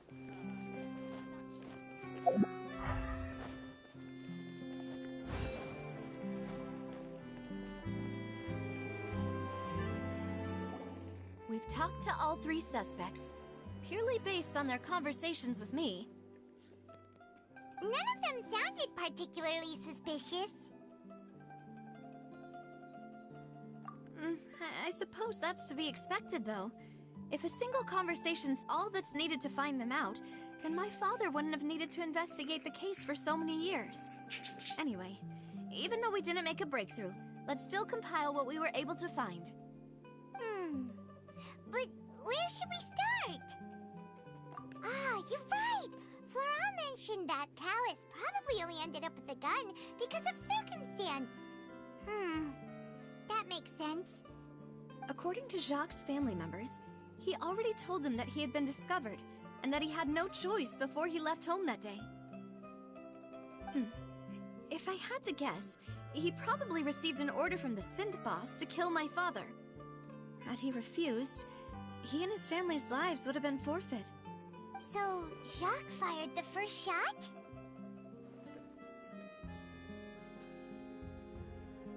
Oh? And why is that? Ooh, that's a good point. Jacques probably already knew that he was just being used as a tool for murder. And once he had completed his mission, he'd be of no more use to his boss. Huh. So, what would make more sense from his perspective would be to turn his back on the Order and seek protection from my father. Makes sense. But without evidence, that's still just a theory. Besides Jacques, the attack from the Gardamex has been bothering me quite a bit as well. It's obvious that our enemy has become more antsy after the secret of the primordial seawater was revealed. Do you think he knew, even then, that we'd follow this lead to the end? Given everything that's happened since, it's quite possible. But who among the three suspects would have the ability to control privately owned Gardamex? Uncle Marcel? My father did really trust him. And they worked together on a large number of projects. Maybe that's how he got to know Jacques. And with funds from the Confrérie, he could also afford a large number of Gardamex. It's still really hard for me to imagine, though. After all, Uncle Marcel has been around since I was just a child. Also, wouldn't this mean he has been spending a whole lot of mora and energy to fight his own synth business?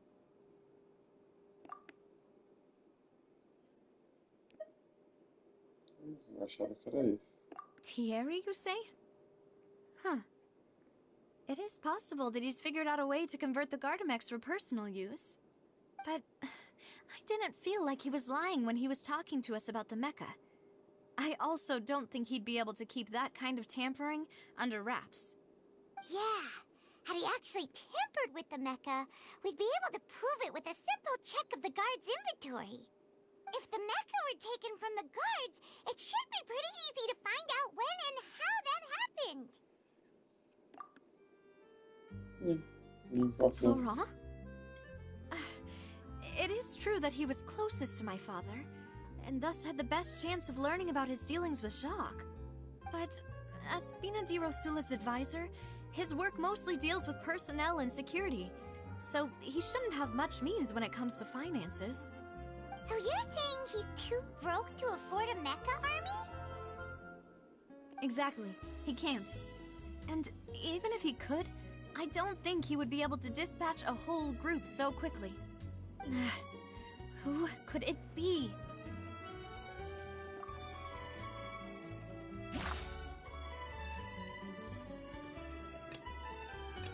Bem.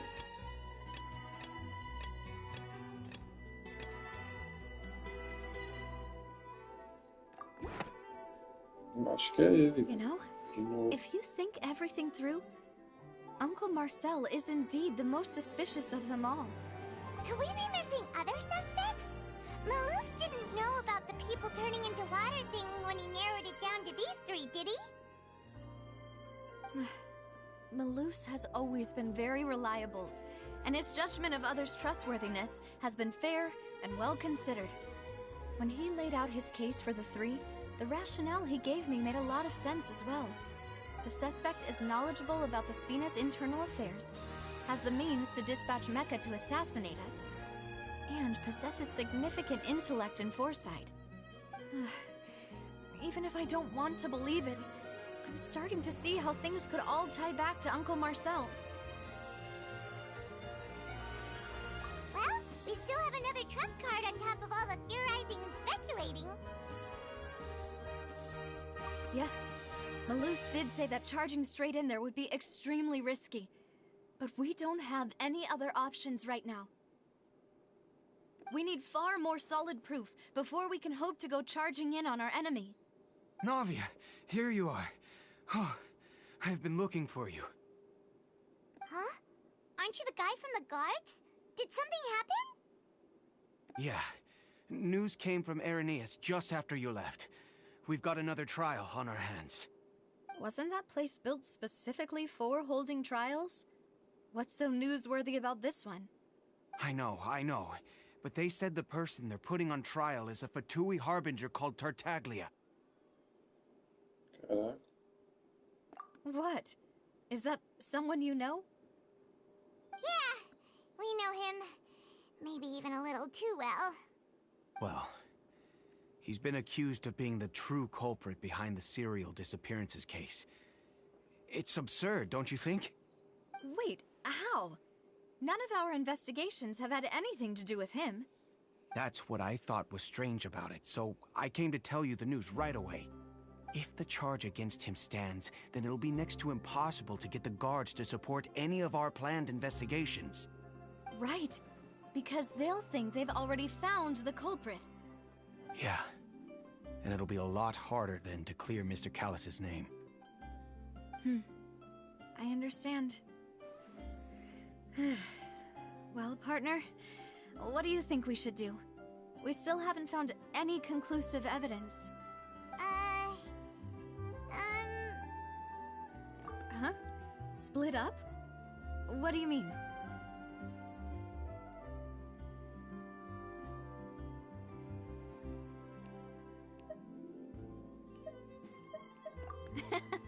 Just as expected of my partner. Since this is a trial about the serial disappearances case, the culprit's attention will be focused on Irenaeus, leaving his home base wide open. You're right. This is our best opportunity. All right then, let's do this. I'll stall them at the Opera House and charge Marcel as the true culprit. I won't have any chance of making that charge stick, though, unless we find more evidence. It'll be up to you to make it back in time and hand the decisive evidence to me. We'll help you, just like you helped us in Linny's trial. Demoiselle, please allow us to accompany you. I'm ready. Ah, Malus, Silver, when did you two get here? We heard that you'll be leaving Poisson and figured that you might require our assistance. It's our hope that your confidence will be bolstered with the two of us by your side. Thank you so much. Then, let's make haste for Irenaeus. Paimon, Traveler, I'll see you at the Opera House. See you then!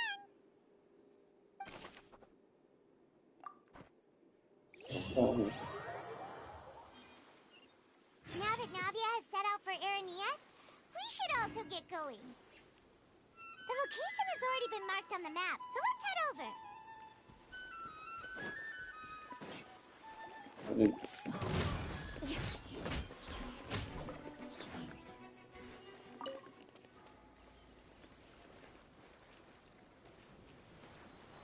Velho, quanto puzzle aqui, hein?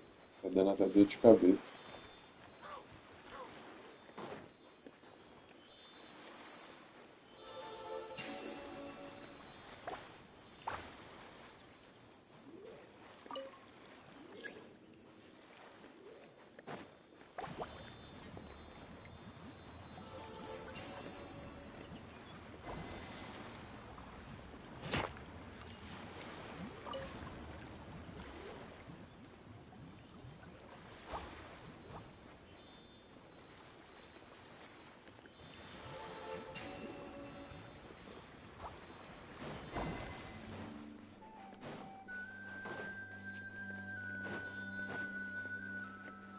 Acho que a gente tem que ir ao mesmo tempo.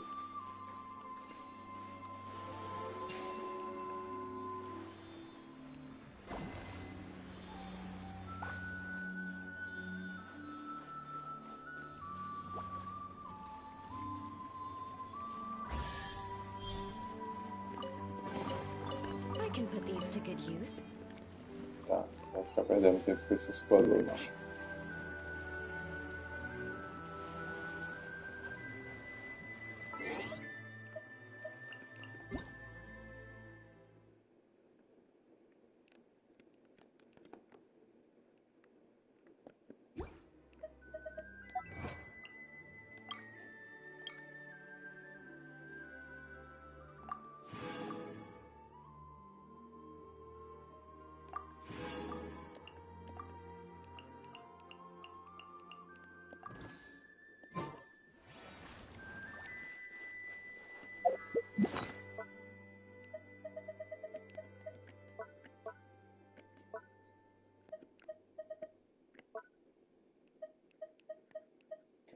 a chave agora.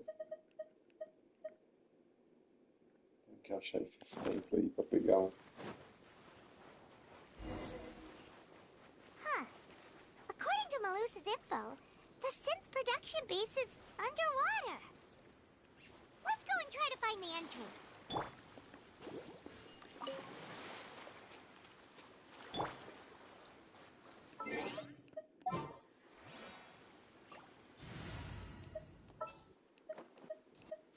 Ooh, you take...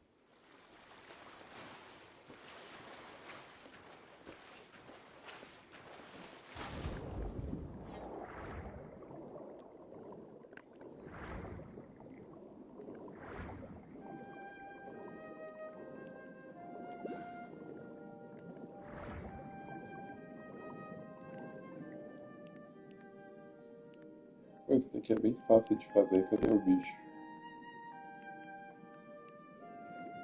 É fácil de fazer, mas o bicho não tá aqui, né?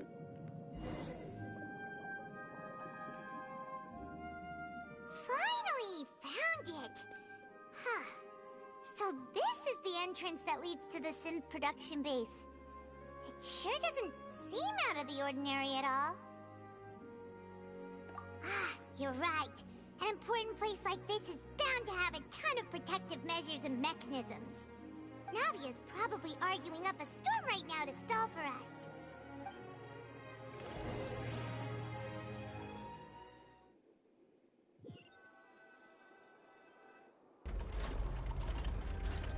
It would appear that I must repeat my question again, Mr. Tartaglia. Do you accept the charge that you are the true culprit behind the serial disappearances case? To be perfectly honest, I don't understand your country's complicated court system, or the reason why I'm being charged with something I've never even heard of. However, I did hear that people who have been charged can choose to participate in a duel to clear their name. Is that right? In which case, as long as I accept the charge, I can have an all-out fight with that champion duelist Clorend, right? I've got to admit, that's one of the most enticing offers I've ever received. When I privately sparred with her last time, she was obviously holding back. Real disappointing. Hey! Don't you understand? You're currently the prime suspect for a major case. This isn't the place for you to be looking for fights. Oh? Sounds like the Hydro Archon wants to lecture me on the ways of the Opera House. Then why don't you duel me too? I'm the kind of student that learns best in the heat of battle. No.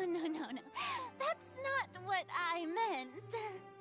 Alas, it would appear that communication with the defendant is going poorly, and we have made very little progress. In that case, let me explain everything from the very beginning again. The goal of this trial is to determine the culprit behind the serial disappearances case. That case had nothing to do with him. You've got the wrong man. Huh? What's going on? Why is she interjecting again? I told you it couldn't be one of the Fatui Harbingers. Miss Navia, this is the second time you've interrupted the court proceedings. I only tolerated your behavior last time because you were able to provide the court with a key eyewitness. But that was an exception rather than standard court protocol. I can very well charge you with contempt of court for your interjections. Oh, please. Did you ever think I had any respect for this place's pointless theatrics? We can put that discussion aside for now. I'm not here to argue with you. I'm here to charge the true culprit behind the serial disappearances case. And if my charges prove true, then Tartaglia here will be proven innocent by default, correct? Oh, a young lady has charged in and offered to clear my name. How fascinating. Well, I'd gotten half bored to death by all these rules and procedures anyway, so I'll take you up on that offer. So, Your Honor, is there nothing else for me to do now? You may take a seat for now in the audience, but that doesn't mean the suspicions against you have been lifted. Now then, Miss Navia, who is the person you would like to charge instead? That person is...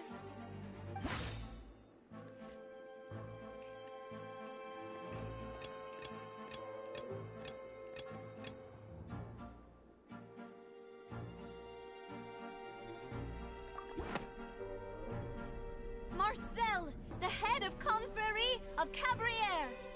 Huh? What confrérie? Never heard of them in my life. I've heard of them, but weren't they Spina di Rosula's sister organization? Oh, is this going to be a friends to enemies type situation? Please let me remind you, Miss Navia, that charging someone is an incredibly serious matter. Committing to the charge also means taking on the legal responsibilities associated with it. And if the charge fails, depending on the circumstances, you may also be charged with the crime of making a false accusation. Knowing this, do you still wish to charge this man? Yes, I do. In that case, I declare the charge to be valid. Miss Navia and attorneys, please take your places on the court. Members of the guards, please contact Mr. Marcel right away so that he may stand trial.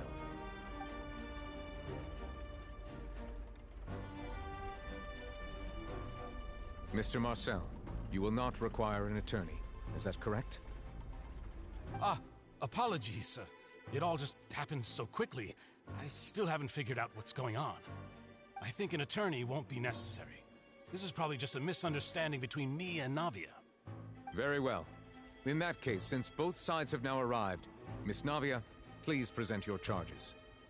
I would like to take everyone back to 3 years ago, to the case of Callus the Unfaithful. Only through elucidating what really happened in that case can we connect all the dots for the serial disappearances case. Navia, do you really think that I was the one who killed your father?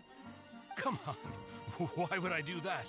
Callus was my benefactor, and remember, both you and I only ran to the scene when we heard the sound of a gun.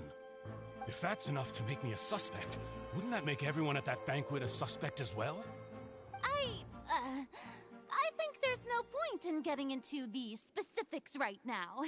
The audience doesn't even have the big picture yet. Even I'm struggling to remember some details of that case. Exactly correct, Your Honor.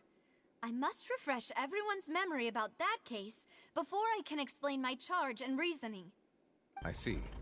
In which case, I will recount the findings about that case as originally recorded by Maison Gardiennage.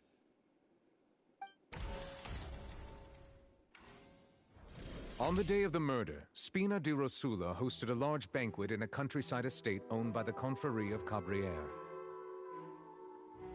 During the banquet, all attending guests heard 2 gunshots from the courtyard. When the guests arrived at the scene, they found the primary suspect, Callus, holding a gun, while his acquaintance, Jacques, lay dead from a gunshot wound. The guards' investigation did not recover any other firearms from the scene.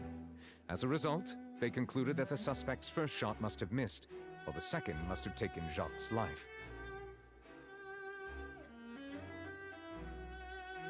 The suspect did not dispute this conclusion, and also declined to defend himself in court. Instead, he chose to prove his innocence through a duel. Callus was defeated by champion duelist Clarand in the ensuing duel, and soon succumbed to the injuries. These are the known facts about the case.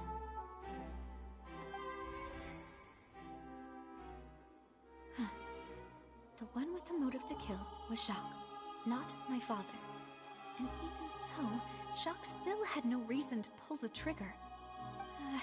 In truth, the third person shot Jacques first, and was shot in turn by my father when my father seized the gun from him. After that, the true culprit turned the third person into water, erasing all traces of him from the scene.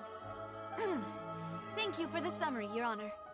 Of course, the guard's conclusion appeared quite sensible to us at the time. However, we should revisit the case now that we've gained new information about the abilities of water from the primordial sea.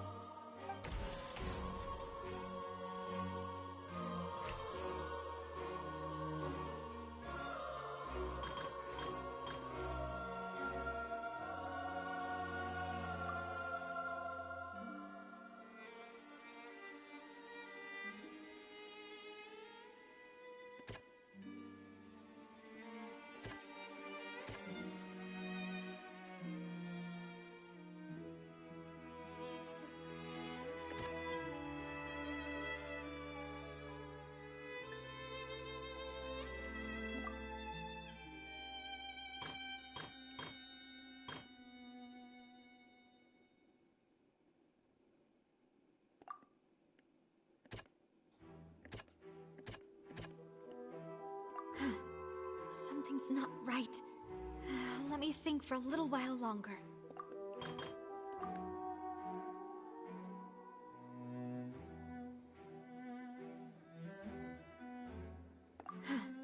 Something's not right. Let me think for a little while longer.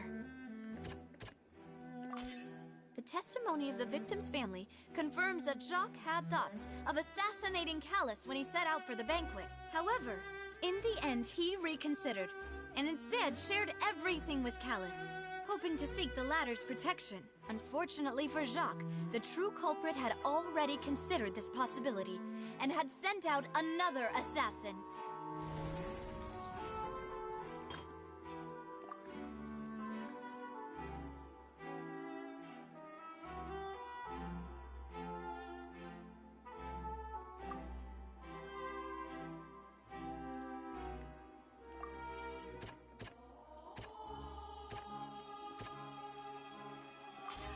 This assassin first shot Jacques, then turned to shoot Callus, only for Callus to wrestle the gun from him and kill him instead.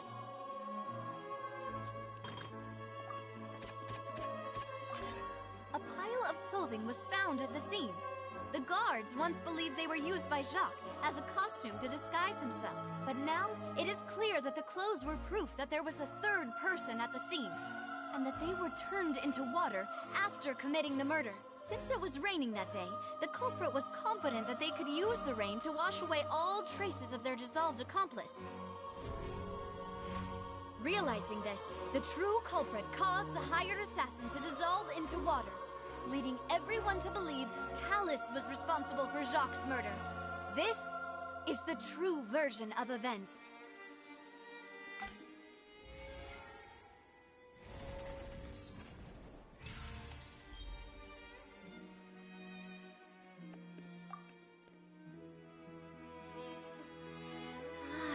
That's what happened. Wait, you're telling me something as dangerous as water from the primordial sea has been used for all these years? What a great theory. It also explains Callus's and Jacques' respective motives. I guess they didn't shoot each other after all. Mr. Marcel, you are the one being charged with the crime. You should provide a rebuttal if you wish to prove your innocence. Ah, but I think I agree with everything Navia just said. In fact, there was nothing in her speech that directly implicated me. Then, may I ask some questions? In my opinion, we primarily need to determine two things. One, do you have the evidence to back up your claims? I'm afraid not. At least not at this very moment. Boo! If you don't have any evidence, you should just go home! I may not have the evidence with me, but I know where I could go to collect it. If we look up the deserted clothes against a record of people who went missing around the same time, we should be able to find a match. Considering the serial disappearances case, the guards probably kept careful records of all missing persons from around that time, regardless of age or gender. That makes sense to me. Monsieur Neuvillette, I would consider this to be a reasonable investigative direction. Why do I feel like Farina's acting a little differently today? Maybe she's scared of embarrassing herself again? Alternatively, she's become more diligent after charging an innocent citizen in the last trial. My second question has to do with the ensuing duel. If the truth is indeed as you described, then why didn't Mr. Callus explain himself in court? If he had testified that a person had been dissolved, he could have at least mounted a defense. I thought about this too, and the answer is actually pretty simple. He felt there were things that were more important to him. The dissolving power of water from the primordial sea is an important secret for the true culprit of the serial disappearances case. My father could have exposed it for all to see, but he chose to take it to the grave. At that time, Spina di Rosula was in dire straits, and his reputation had already been shattered. He had no guarantee that going forward with the truth would allow the culprit to be brought to justice. What was certain, however, was that it would paint a gigantic target on my back. Boss once told me that Demoiselle had already been selected as the next target of the serial disappearances case. What? If the secret had gotten out, the culprit would have fought an all-out war with Espina right there and then. I wouldn't have been the only one in danger. All of us would have stood to lose our lives. Of course, the guards might eventually figure out the truth of the matter and determine that we were in the right. But what good would that do? How can a hollow verdict protect anyone? Had this opera house ever given my father any kind of confidence in its brand of justice, Spina di Rosula would have had no reason to exist. But by staying silent, we retain the ability to deter our opponents and continue the stalemate. Falou, Nades. Nades, falou, velho. Eu só vi agora, só. Se tu tiver ainda aí esperando. Falou. I was able to become Spina di Rosula's president, which made me harder to target, as well as giving me more time to grow and learn. And once I have figured out the truth and stepped up to the challenge, I will do what this opera house cannot, and restore my father's truth and honor back to him. So, you mean to say, your father intended to die in the duelist's ring? That's right. Do you have any proof? Of course. All you need is to ask his opponent, Clarand. I don't need your apology, your guilt, or your support from the shadows. You don't have to do anything for my sake.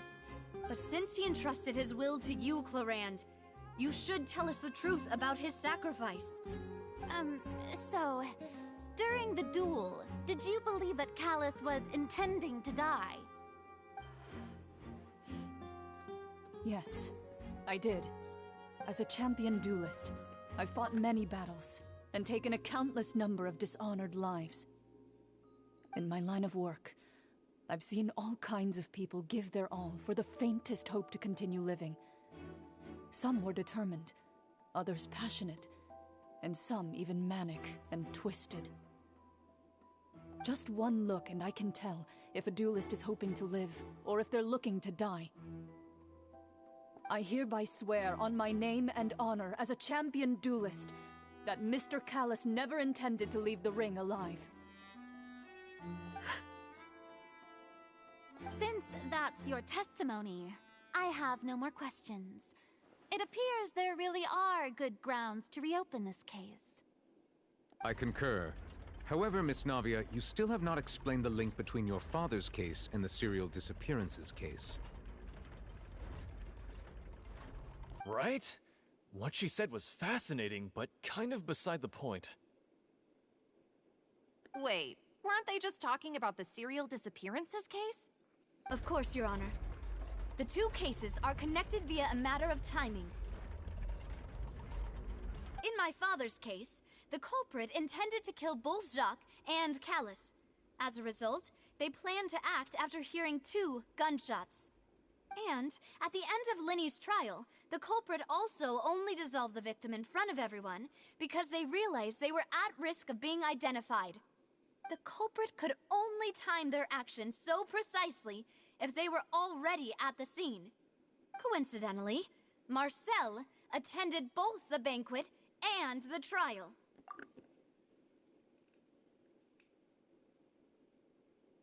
So that's why you suspected me. Even after hearing your reasoning, I still can't help but find it a little preposterous. I'm used to it, though. You've always been an impulsive and sentimental child, Navia. It's one of your most endearing traits. No need to appeal to pathos. I won't try to refute your points one by one, but even if everything you just said was true, can you prove that I was the only person present at both events? On top of that, does a person have to be physically present to control the timing? Can't someone remotely monitor the place? Don't know what she can say to that. I know that even with that, you might still think you can reduce the list of suspects with some further investigations, until I'm the only one left on the list. Alas, who won't feel at least a little hurt by an accusation of murder from a girl you see as your own daughter? But if I were to dismiss this completely, you'd also think I'm not being considerate of your feelings. Ah, well, let Uncle Marcel teach you another lesson. Do you know what the biggest flaw in your reasoning is? I suppose you're gonna tell me anyways. It's timing again. I'm a businessman by trade. From that standpoint, there's no reason for me to kidnap young women. It's a high-risk action with nothing to gain. In addition, I left my home in Snezhnaya when I was young to come to Poisson and work in some trade. My business only thrived when I received Callus's patronage. But the disappearances began before I ever stepped foot in Fontaine. I do apologize, demoiselle. This was my mistake.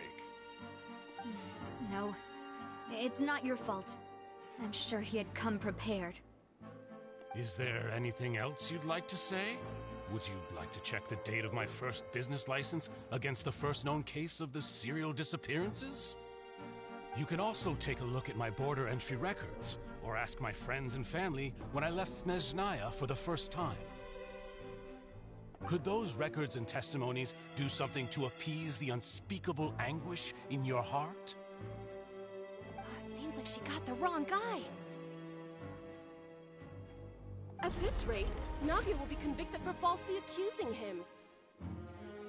I think you've done a superb job of dissecting your father's feelings as he neared the end of his life. But aren't you going against all of his wishes and expectations right now? He wished for you to become more rational, collected, and conscientious, instead of dwelling only on your own feelings. Once you've learned to be more considerate of others' feelings, and to stop rushing headlong into things, you'd have met most of his expectations. This isn't just about me, and it never has been. The biggest difference between me and the rest of the victims is that I still have the ability to search for the truth, while that same agency has long been taken from them. The people whose families were destroyed by synth abuse, the people who lost their loved ones to the serial disappearances, and the people who suffered tragic ends due to their sense of justice. Many people's images are flashing before my eyes. I'm sure some are coming to those of you in the audience as well. And whose image do you see, Marcel? Is it a man named Vacher? Huh. Oh, so you do know that name. I'm merely surprised you'd suddenly say the name of someone I've never even heard of. I was waiting for you to say that.